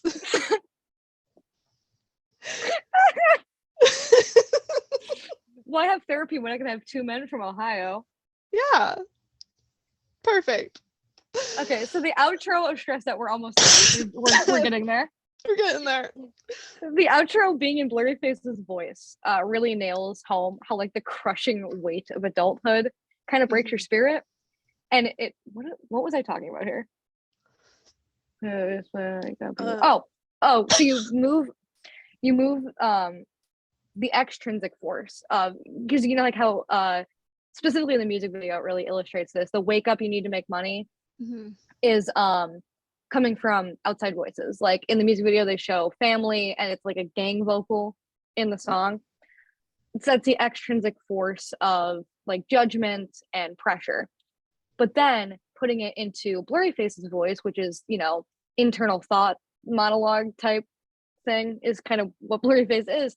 Yeah. Moves this pressure from other people pressuring you to you pressuring yourself, which makes it worse. If the thoughts are also coming from inside the house, bummer. Yeah, and the Blurryface's voice at this point is so much more ominous than it was during like just the regular chorus part where it was just kind of like, "My name's Blurryface," but this time it's like, "I'm Blurryface." Yeah, it used to play pretend, but I don't know. Yeah. Yeah, scary. But yeah, you also bring up a great point. What are the lyrics here? Yeah, speaking of misheard lyrics. Because logistically, I think it's bunny, but that makes no sense to me. It doesn't. Is it a rhyme? Used to put wait, death inspires me like a dog inspires a rabbit. Bunny. Yeah, that's why I've thought it was bunny, but then some people think it's money, which also makes sense because of Then you're rhyming money with money. Oh yeah. It's not in the lyric book. It's not? We used to play pretend, give each other different answers, we build a rocket ship. You're not supposed to saying wake up, you need to make money. It doesn't put the Blurryface part. It has to be bunny. Used to play pretend, bunny. We used to play pretend, wake up, you need the money. I don't know. I'm assuming it's bunny, but it kind of makes no sense, but also can be made to make sense if you link it to death inspires me like a dog inspires a rabbit. Yeah. You are the bunny. I guess. By Blurryface being chased by your doubts. Yeah. It works, but it's like me too.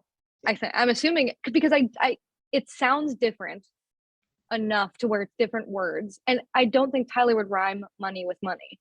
He's better than that, but also weird enough that he would make it funny.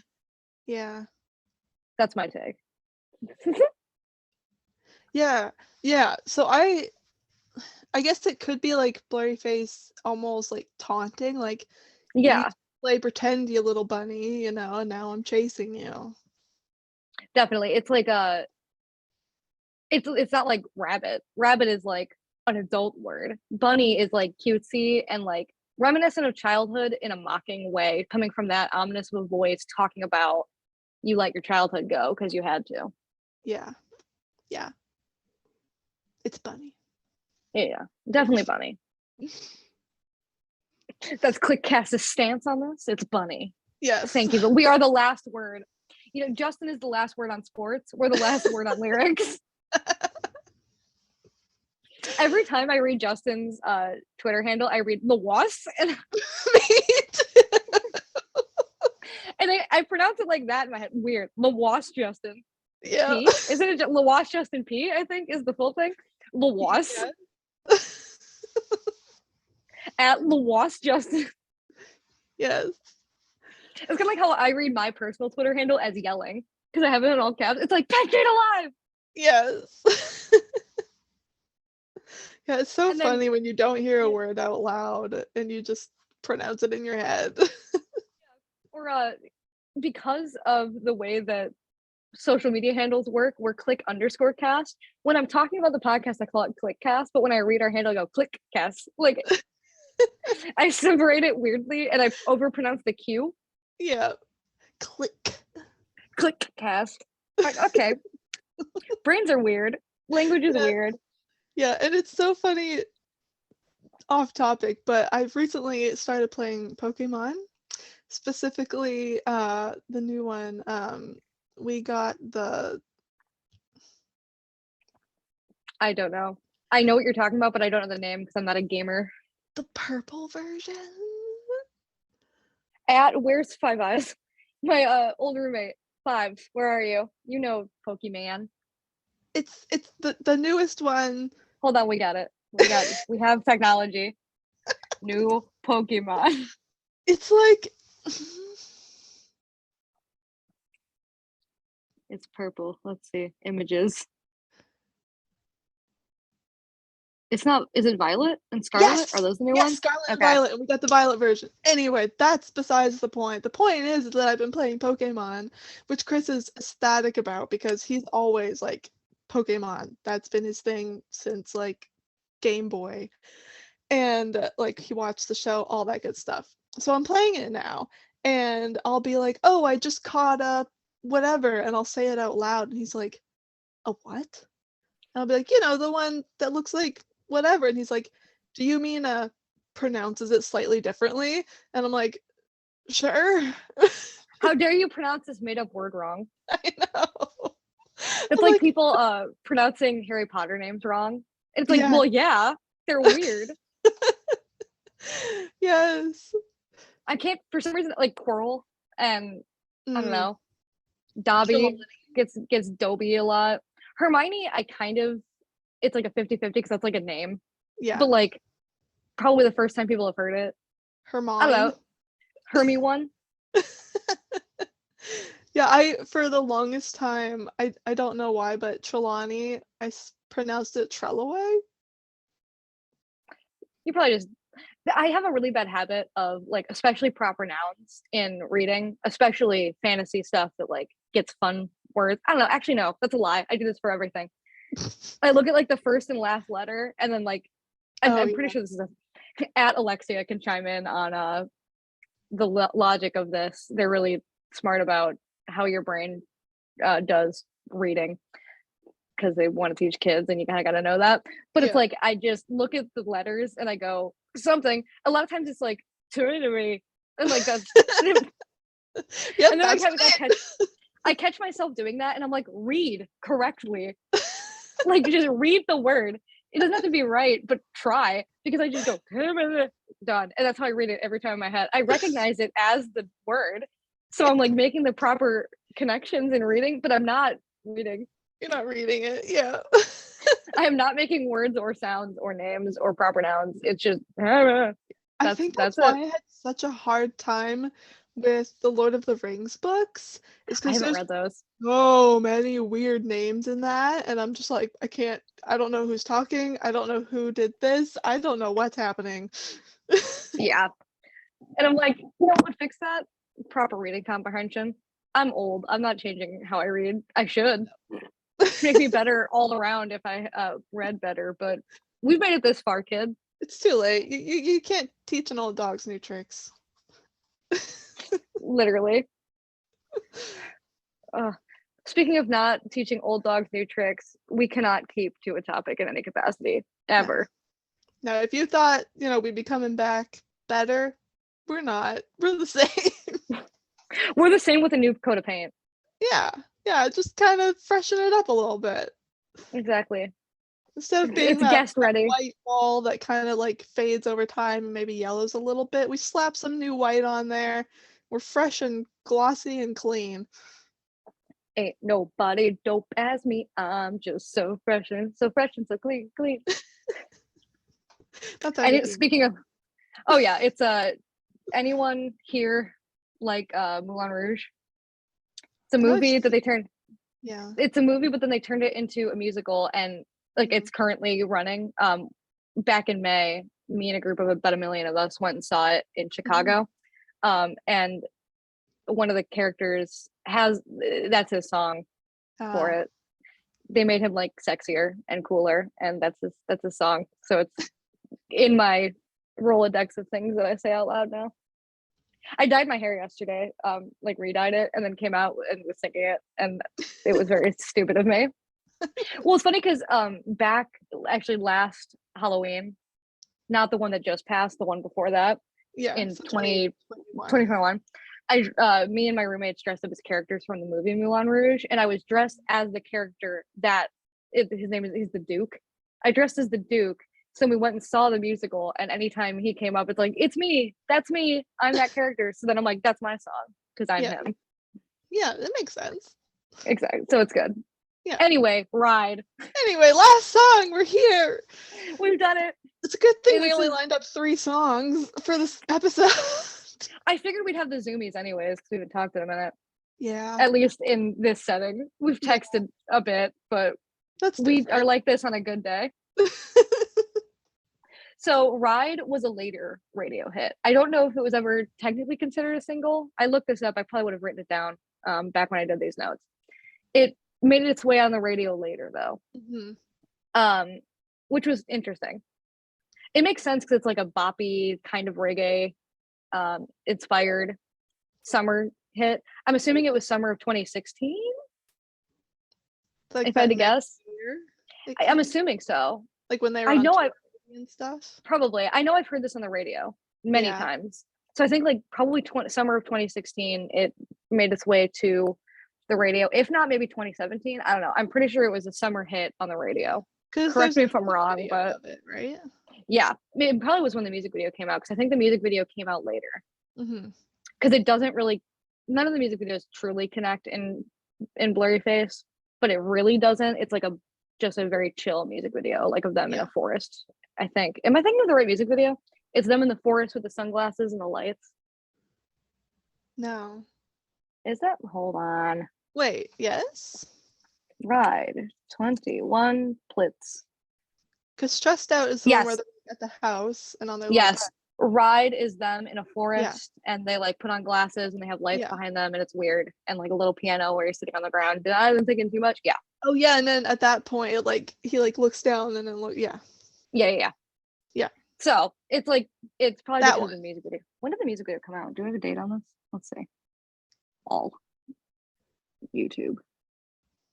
I don't want it to play out loud. Oh, I can mute it. I have technology. I just want to see the date on this music video. Shh, relax. Everything's fine. My computer's having a stroke. Can I get more information than 7 years ago? Well, 7 years ago. Oh, May 13th, 2015. Oh. What? So that was the day that you said it leaked, right? I guess. I don't have a good memory at all. Hold on. I don't know. Confusion. Anyway, That's on their official page? Yeah. YouTube. Yeah. Weird. Anyway, I'm a liar who doesn't know what I'm talking about. Welcome to Cliquecast. Yeah, so then it is even weirder that it like just randomly came on the radio way later.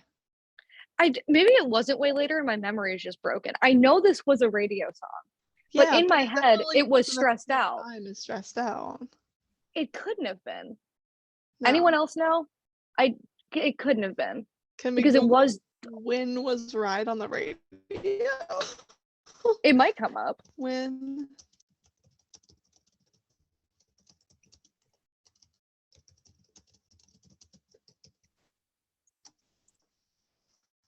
Ride by 21 Pilots.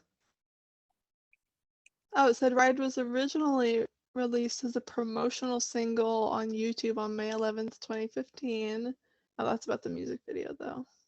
Am I a liar? Was this a... I'm broken. This was a single then. Huh. The song was released as the 5th single from Blurryface. 5th single. Wow. I don't know anything actually. Fun fact. Because I'm going on to Blurryface. Yeah, I can't find anything. I mean, I just did a quick search about when it was on. So Fairly Local releases a single on March 17th with a music video. That was the first thing. I'm right on that, which is a win. Yeah. February 3rd, they released Heavy Dirty Soul with the music video. Oh, wait, no. No, I lied. February 3rd, 2017, they released the music video. It released as audio only in 2015 and released as a single on December 9th, 2016. What is happening with these? Okay. On April 6th, so the second actual single before the album was Tear in My Heart.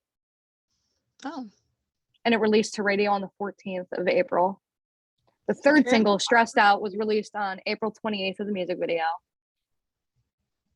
On May 4th, the band posted a YouTube video streaming the audio of the 6-track Lane Boy and released Ride 7 days later the same way. Both were also singles, being released on the 4th and 12th, respectively. Between the 11th and the 14th, the band toured the UK. The music video Ride was released on May 14th. What? Because I remember they started touring before the album came out. It was like a thing. It was like a small tour, but it was a tour. Okay. I don't know. It doesn't matter. This wasn't a radio hit for a minute. Is the point of this. That really is all that matters. Yeah. I don't know. Weird. My sense of time is broken. For singles to come out. I just was there after the album came out, so. I guess I don't remember this as well as I thought I did. It's bizarre. Anyway. That's why you gotta do the research to do that. Exactly. Oh God, yeah. Which is worse because this information is harder to find. It's not like on a Wikipedia. It's like fan stuff and like literally going through archives of like actively when it was happening. Mm-hmm. Which is a bummer because I think my Twitter account was made after this happened. Oh. The Good Pet Cheat Alive. I don't think I had the same account. I think I deleted the other one. Yeah. I don't even think I had a Twitter account. I think I was just witnessing things on Twitter, not retweeting or posting, which is a bummer because I need this logistically. Mm-hmm. Anyway. So Ride. We're just here for the ride. Seriously. Yeah, so a later radio hit, even though apparently it was a single, like right an early, like a pre-album single. Yeah, apparently. Ish. And I kind of see this song as a journey about his career so far, like as in so far up to the point where it came out, especially paired with like the first 2 songs in this album being about like nostalgia, specifically the song before this one. So I think there's Stressed Out where he's like, I'm so stressed out about life, and then there's Ride where it's like, I just need to chill. Mm-hmm. Which is funny again considering they had not blown up yet. Yeah. So this is like the ride that I'm currently on is about to go wild. Mm-hmm. It's like we're on a roller coaster. That's what this song is. And then their career after this album, or like during and after, is like you remember like you ever play Roller Coaster Tycoon and you like send a roller coaster off the tracks to be funny? It's Yeah. that. do you They ever thought it play was Roller wild, Coaster? but we got I crazier. currently have Roller Coaster Tycoon on my computer. It's like we are killing Sims. That's the type of stuff that we're doing. Where it's like, yeah, it gets wilder somehow. Yeah. Chaotic So mode. exactly, the opening line of this song hits. It's really good. I just want to stay in the sun where I find. I know it's hard sometimes. Pieces of peace in the sun's peace of mind. I know it's hard sometimes. So we're back at it again with day night imagery Mhm. already. Awake, thinking, sleeping hard, dark thoughts. You know, the drill. Yeah. But the repetition of peace and peace, the PIECE and PEACE, Yeah. is so good.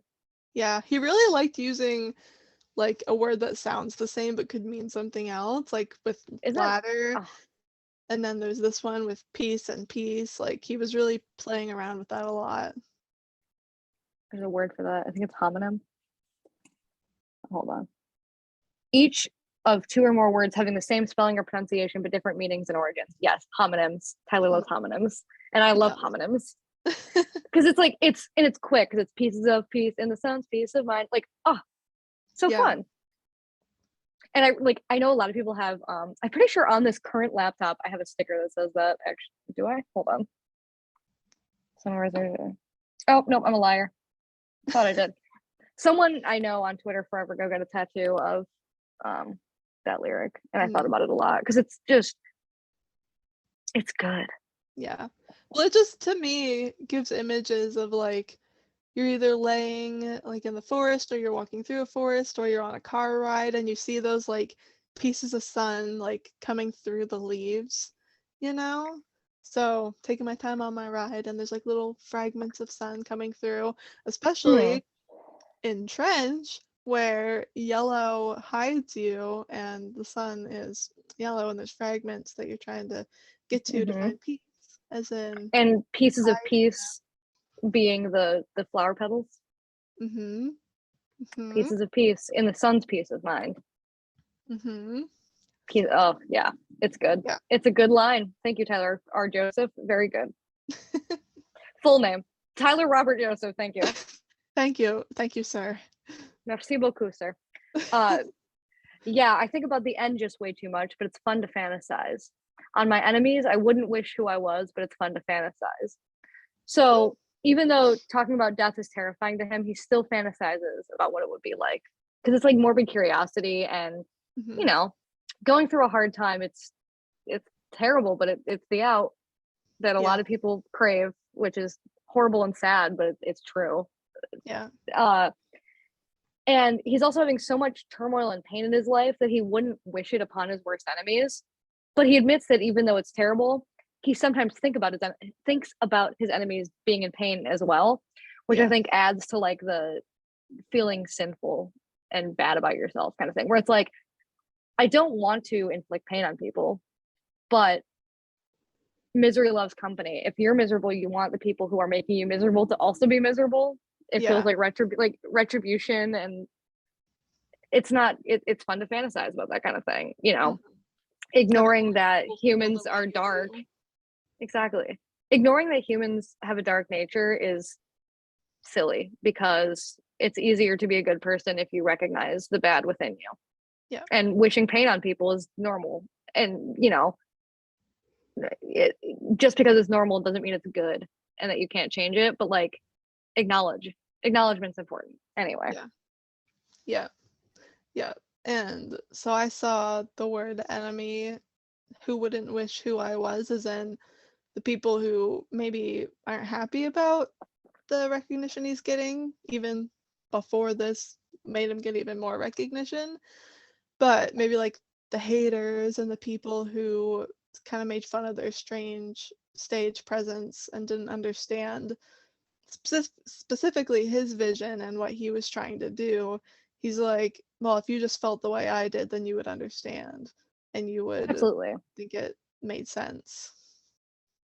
Oh yeah, like I remember back in the day, this was the music for the mutant kids, you know. Yeah. We were the weirdos who needed this weird dude to talk to us because we didn't have words to talk about what we were thinking, and hearing the thoughts that you've had in the dark recesses of your brain that you want to ignore being said so loudly and so Yeah. eloquently by an adult, also Yeah. someone older than you. Insane. So important. But there are people who don't get it. There Yeah. are people who think it's stupid to talk about, you know, sadness. They think it's trivial, and it's like the grind mindset that we have, especially in our current society, where it's ignore everything except for success in Yeah. a capitalist mindset, which I won't get into because I will talk forever about capitalist mindset, especially in America. Yeah. And like grind mindset. There are people who think talking about weakness is weakness inherently, and it's actually the opposite, where talking about weakness makes everyone stronger and better. Yeah. So I don't know. It Screw the brings people haters. together.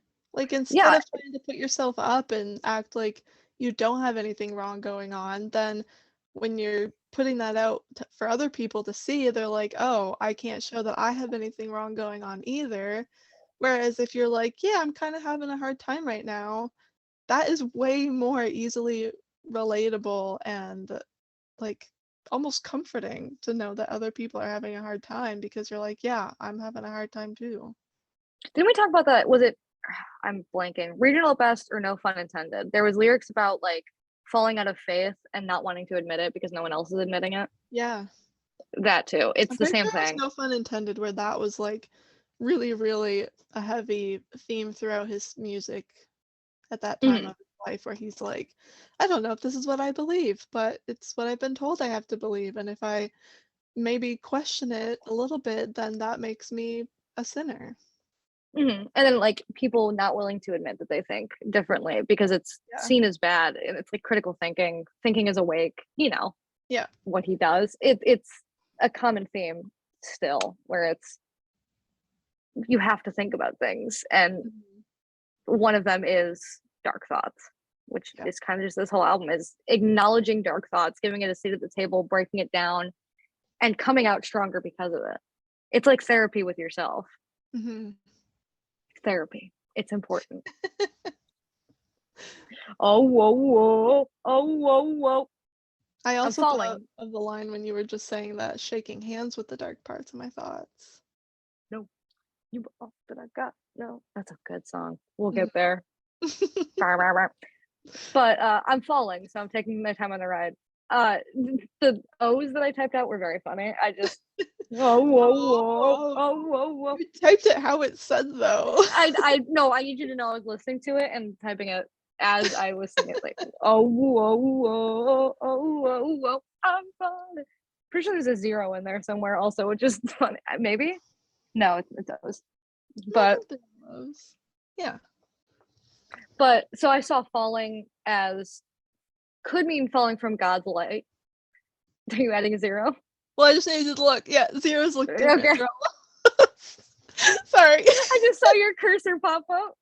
It's like the time you dropped a meme in the middle of the dock while I was sitting there. And I literally had to stop taking notes because I was laughing so hard. There's no memes But in today's notes, but they'll come, I'm sure. oh yeah, when have we ever been normal? Yeah. But so falling could either mean falling from God's light, like for example, fantasizing about his enemies in pain, which isn't Mhm. very actual Christian. Debatable on the practice, but the teachings of Christianity do not agree with that. Yeah. Or talking about falling further in depression, but instead of agonizing on it too much, he's like, screw it.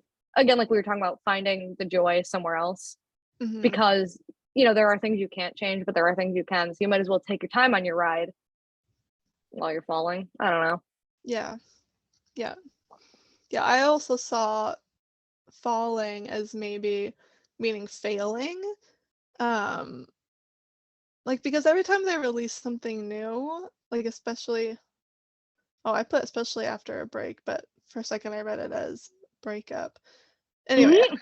time they like take a break and come back and release anything, especially after their long hiatus, they always say how they're so surprised that people are still there and people are still listening and people are still gonna buy tickets.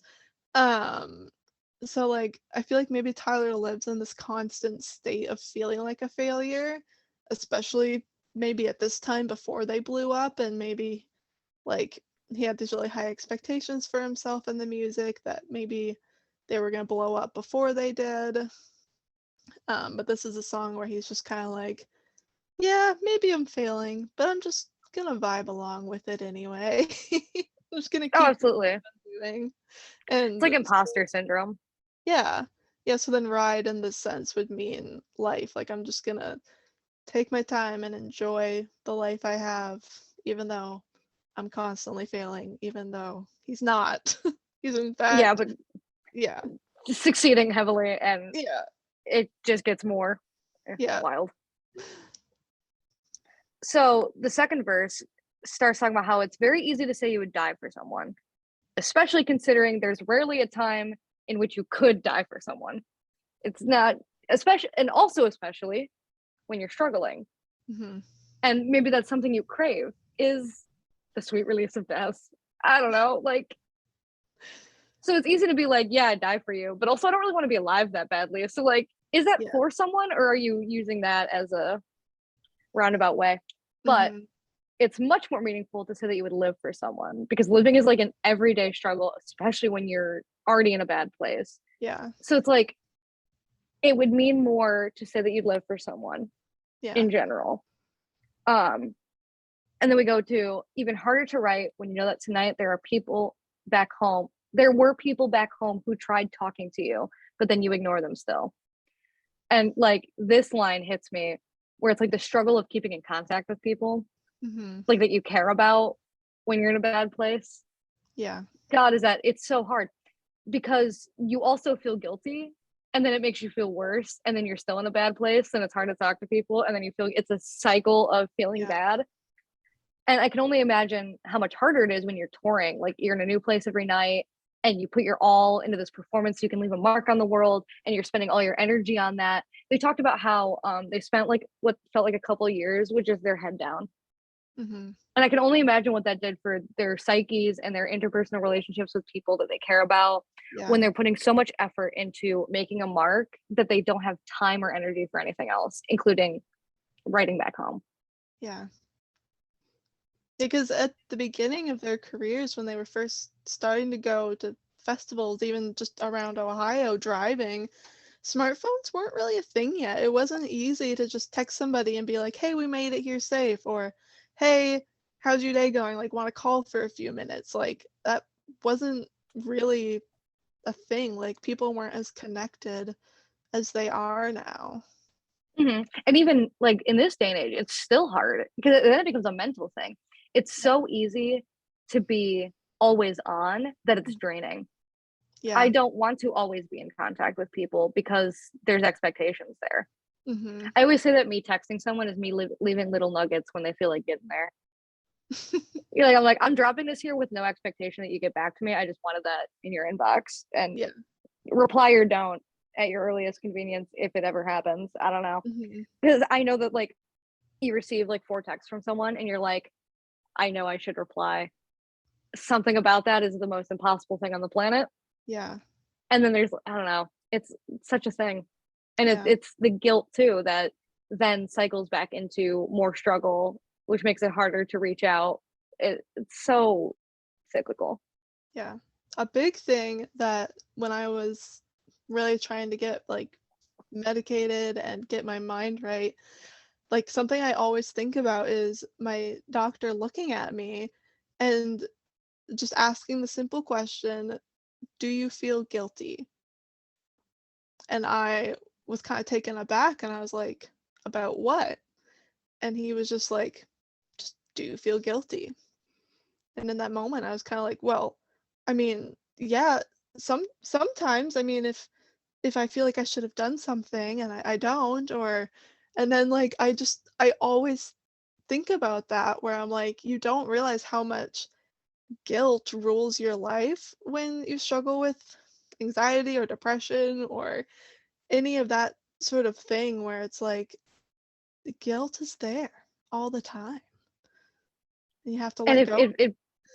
it begins to feel normal and then like hard Yeah, to notice, and then you notice it and you're like, ooh, yeah, yikes, yeah. And yikes, so, yikes, yikes. yeah, him asking that. So now I'm asking you, dear listener, are you guilty? Do you need to be? Probably not. Probably not. Probably not. You're probably golden, Yeah, and like you you're should probably fine if you take longer than 5 minutes to answer that text. Or if you don't have dinner ready as soon as your significant other gets home, they're probably not going to starve to death.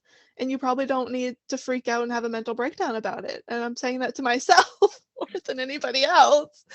Because, like, especially when I had to be staying home and, trying to just learn how to refunction as a human being, that is when the guilt got a lot for me, where I just felt like I wasn't doing enough all the time because I was like, well, I'm at home.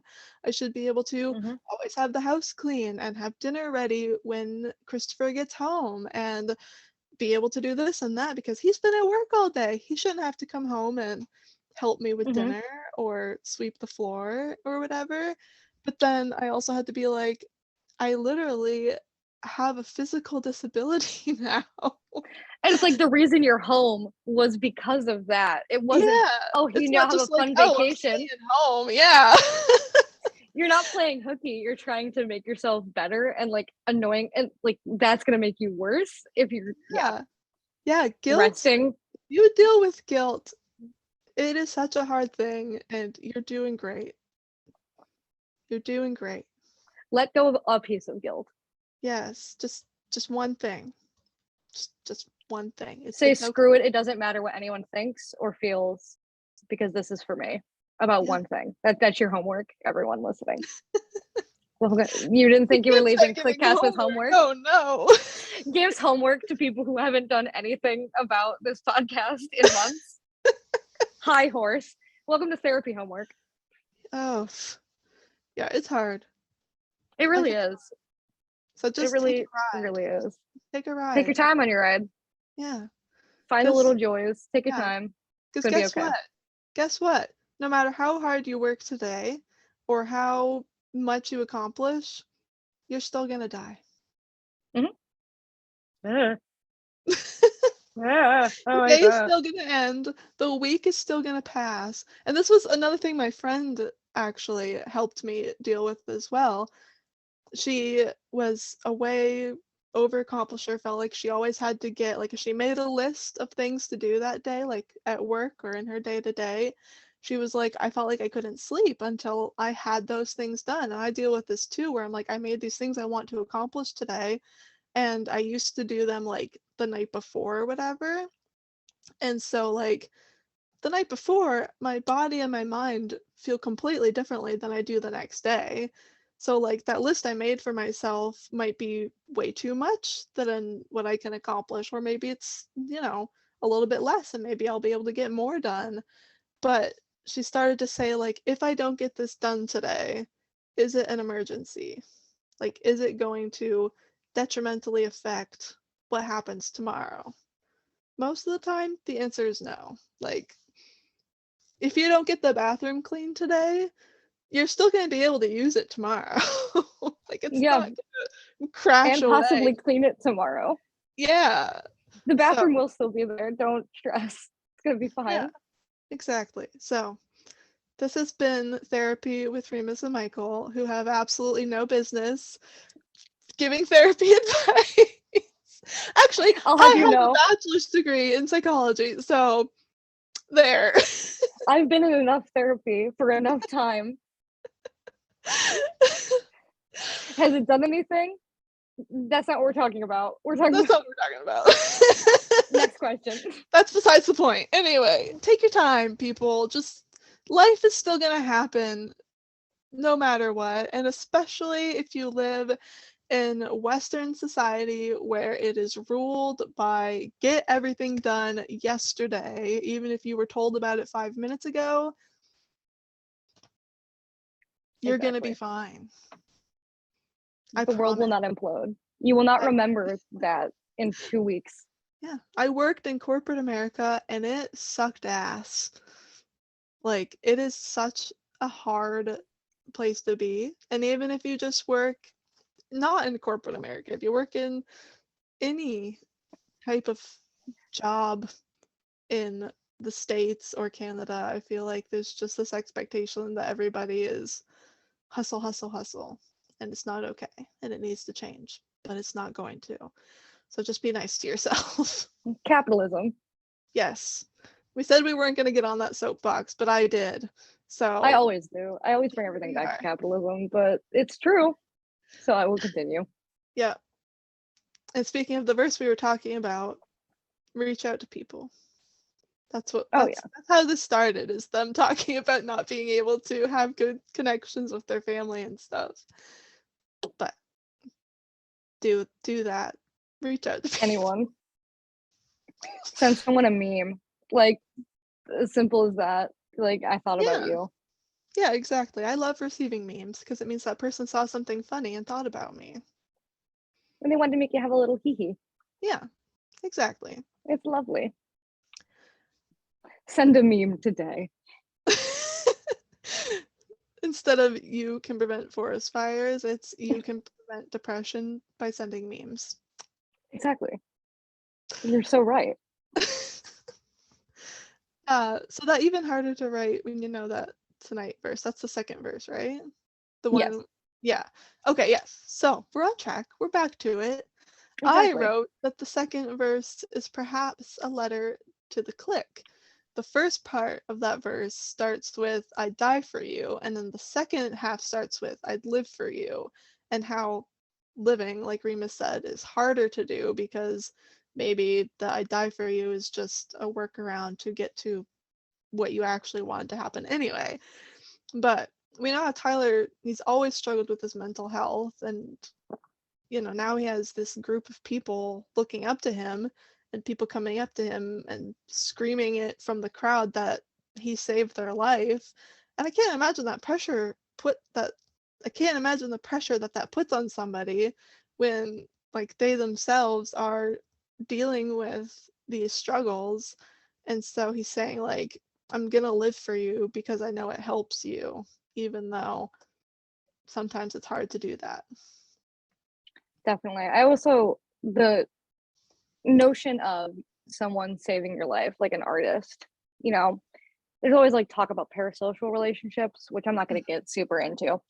Because I used to very much believe that when I was younger, that specifically, 21 Pilots and My Chemical Romance are the biggest things, and have been for like 10 years, the biggest things in my life. Yeah. And I used to firmly believe that those things saved my life. And then as I got older and had more conversations with people, and, it's not that they saved my life, it's that they helped me save my own. Mm-hmm. And, that's really fine. But it's like, give yourself the credit you deserve. It wasn't like Tyler Joseph broke into your house and like climbed into your brain. You found strength and joy in something. Mm-hmm. And yes, that was created by someone, but give yourself the credit you deserve. You saved your own life. Yeah. And they helped you, which is also great. And put slightly less pressure on some lovely men from Ohio. Yeah. Just, give yourself credit because you did the work, really, mm-hmm. of your own brain. Yeah. Yeah. You found this outlet that gave you joy in your day, that made you feel better. That's all it is. Oh yeah, and it's great. Mm-hmm. Like, of course, like the most important thing is finding joy. We talked about that earlier. Yeah. Because we also, the last chunk of this song, it's like heavy, because it's joyful in a way of finally reaching out for help, asking for it, but also it's like very pleading Not so much like a call to action, just like it seems like the party that he is asking for help, whether that be God or those around him, or like the bishops, something. Yeah. He's asking someone to help. It doesn't sound like they're going to, or that they are, or that they're not reliable enough in the day-to-day where it needs to be like mental breakdown level. I'm thinking too much. I need your help now. Yeah. I don't know. It's really good, and it just kind of overlaps on itself and kind of spirals where it sounds almost like a panic attack of help, please, because I need out of this cycle that I'm in. Yeah. But yeah, the moral of the story is reach out to people in your life and find joy where you can. Yeah. And Find take your time joy on your ride. and reach out to people. That's Get your therapy. and get therapy. Everyone needs therapy. Unironically, I think therapy should be thought that required. ride would lead to the deepest conversation. I know, seriously. I mean, I guess it makes sense, but it's the radio bop. Oh, whoa, whoa. Yeah. Classic 21 Pilots sounding happy, but having very deep emotional meanings. Taking my time. Michael having a conversation. Me. Oh, whoa. That's okay. We need to bring it light. We need to bring it back up to being a little bit lighter for the end here. Oh, we're good. We're golden. Remember how we said this was a slumber party? Yep, that was the depressing part where everybody ends up crying. It's like, hi, welcome to trauma dumping. Yes. This is Cliquecast. Everybody's getting a little tired and just lets all their guards down. Oh, exactly. Yeah. There's like a movie playing in the background, but it's just the menu screen. Yes. With like the really annoying and over sound. again. Yeah. And then you turn it off and it's like weirdly silent. But everyone was sick of hearing the weird menu screen. That's the one thing that like this, not to be like this generation, but like young people will not fully understand. Falling asleep to a movie and then waking up like half an hour later to the loudest thing you've ever heard, which is the same sound on repeat as it asks you to select something. Yes. DVD menu screens, my beloved. Kids these days Will never get this DVD is enhanced with Disney's Fast Play. To bypass Fast Play, your selection of movies will begin automatically. Yeah, or not IMAX. What is it? The THX. That used to terrify me when I was a kid. I was so scared of it. It was so loud. This week on You Were Autistic the whole time. I would like run away. Oh god. That space meme where it's two astronauts. They've been autistic? Yes. You've been autistic the whole time. Inside of you there are two wolves. They are both autistic. Your name is Remus, you loser. Oh dear. This is the part of the episode where we would ask questions submitted by you. We don't have any today because me, forgot to post asking for you to ask the question. Oops. So did I. Next time. Forgot that we did that. We'll get there. We're rusty, okay? We didn't need to make this episode longer, and we're rusty. It'll be fine. I know. It's fine. But now, so the questions usually the night before, or more realistically the morning of, will quickly be like, hey, ask us some questions about such and such a thing. And then Justin will say something. Yeah, and then Justin will say because he's like the only one with our Twitter notifications on who will see it in time. But it's great nonetheless. You're great. Thanks, little was. So yeah, just keep an eye out for that. Turn post notifications on to ruin your life. Yeah, now that we're back, Twitter is just a mad zone when we get bumping. Yeah, we either don't post at all for days or we post incessantly for a whole day. There's no in between. And then we like reply to each other. Yes. Yeah, I don't have a personal Twitter, so it's me tweeting random 21 Pilot thought through Cliquecast, and then Remus with their personal account, which is also kind of a fan account, replying to it, and sometimes they reply to their own tweet that they made on the Cliquecast. I'm trying to drive up engagement. A lot of Yeah. times it's trying to use the accounts to boost each other. And I'm like, Oh. maybe if I can get everyone to follow everyone, both accounts will have more followers and upward trajectory. Yeah. Yeah, then we'll be famous and that'll be great. Exactly. I can't wait for the day that we're famous. It kind of scares me. I don't think it'll ever happen. We're too chaotic. Too chaotic to be famous. We're gonna get canceled, but it's not gonna be for like a bad reason. It's just gonna be they don't deserve this. It's like why? Like leave them in the corner to yell. Leave them in their and little corner of the internet. Don't let anybody else find them. Lock the door. It's like when you give your younger sibling the controller that isn't plugged in. Yes. That's yes, us. That's what we have. As it should be. We should not be given power. No. We don't even have power now and we're like this. Yeah. Can you imagine if like we actually get recognition and people like engage with us?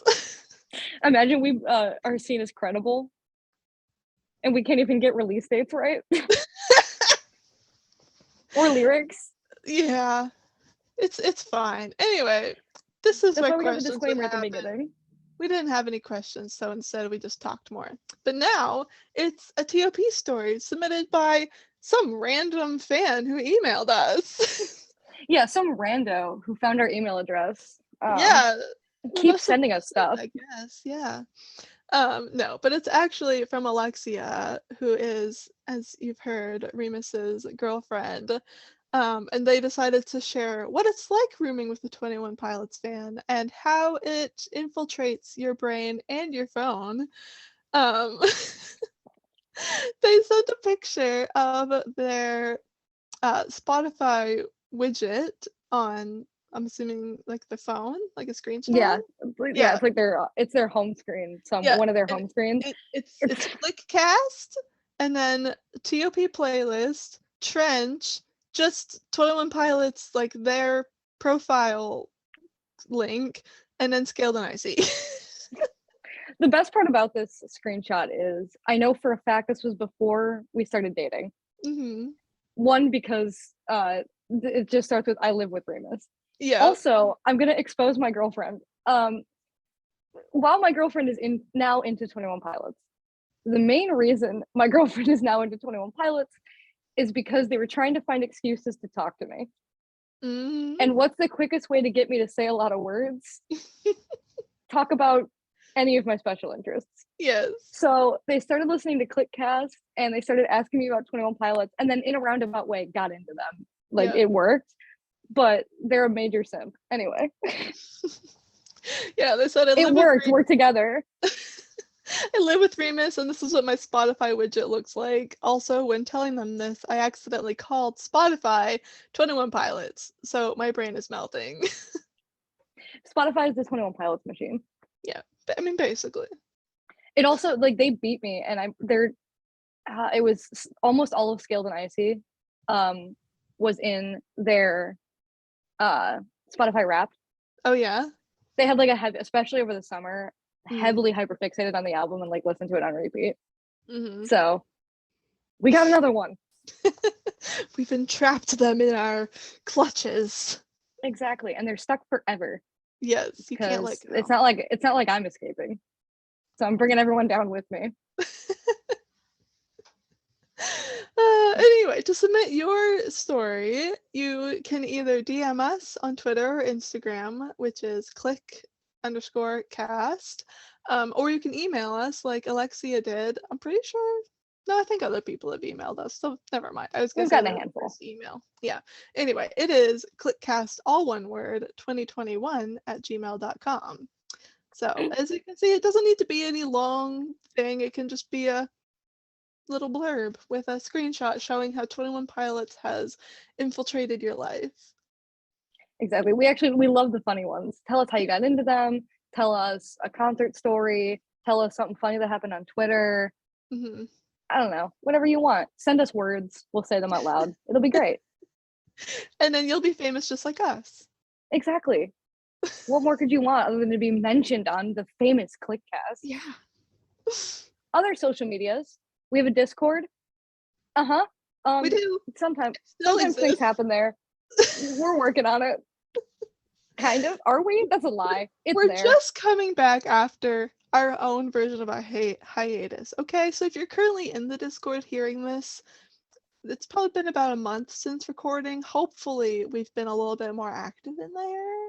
In that To be time. honest, If though, not, I'm Discord sorry. is the bottom of my totem pole on Yeah. things to worry about. Yeah. But it's there, and if more people join it, more people will talk, and then we don't have to do as much.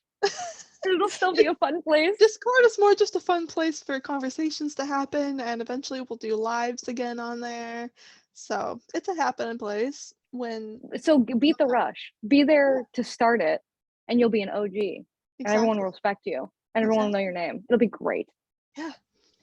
And like Michael said, you can also find us on Twitter and Instagram at click_cast. That's CLIQUE_CAST. Woo!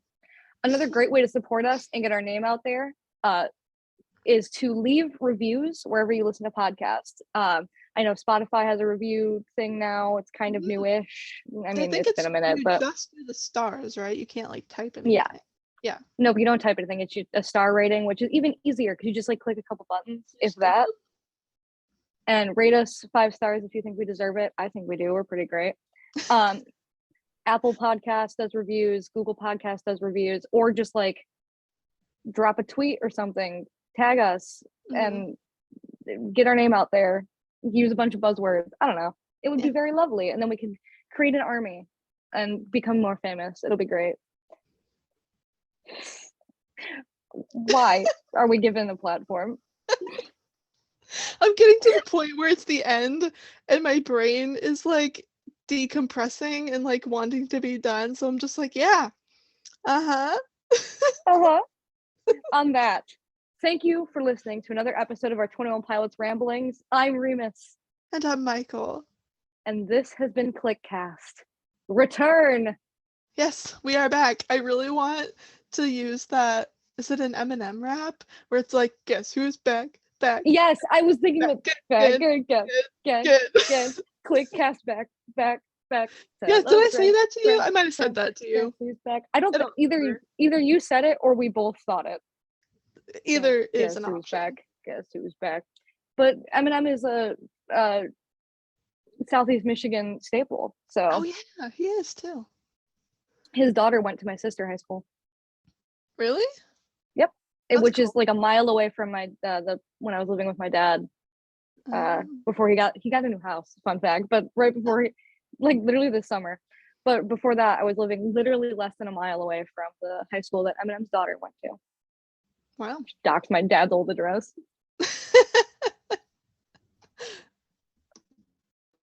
Oh my god, perfect timing. My other AirPod just died. Perfect. I need to take this off. And we'll stop that. Get how bad those squeeze my head. I know the inside of my ears were like, there are things in them. Done.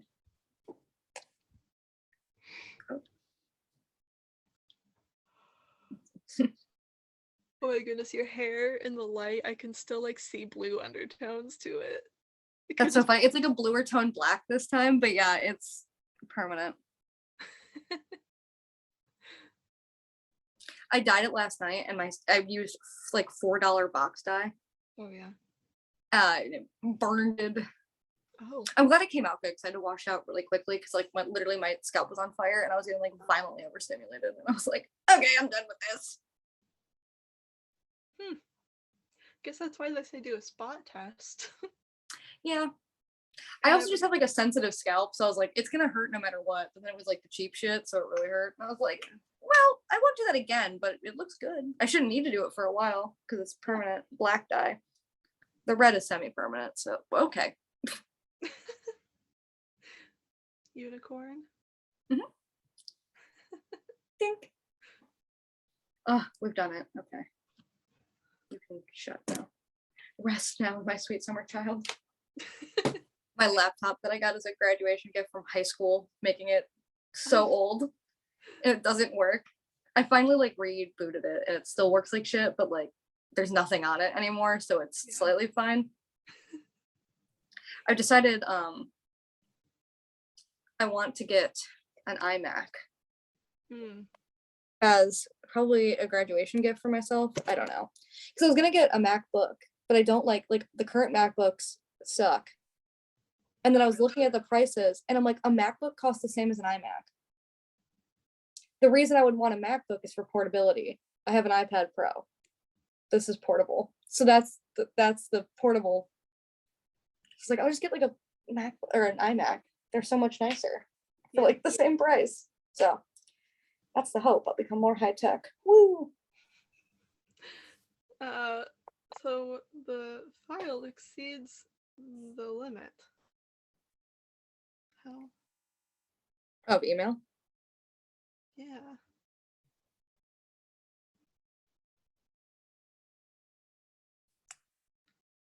That's not good.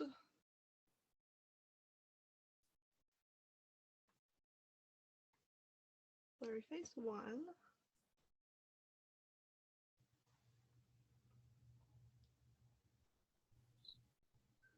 What if I copy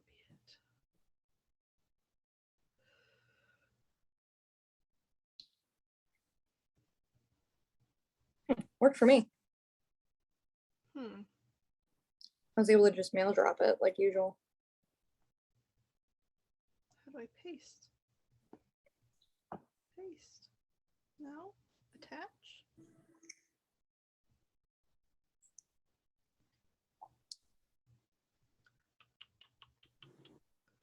Hello? Okay. Let's try again. I can swing a picture.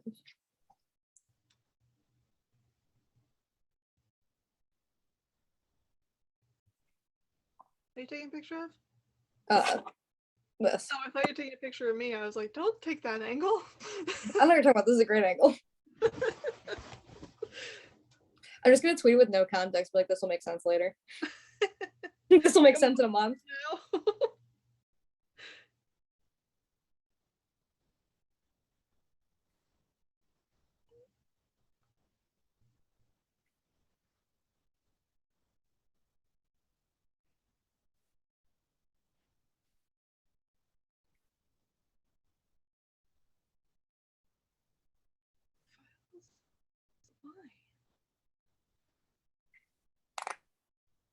I know I've sent super long ones before.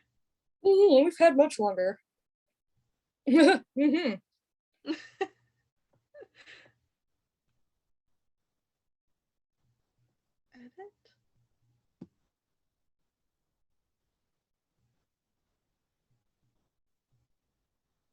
Duplicate. Oh, I can turn this on. I wonder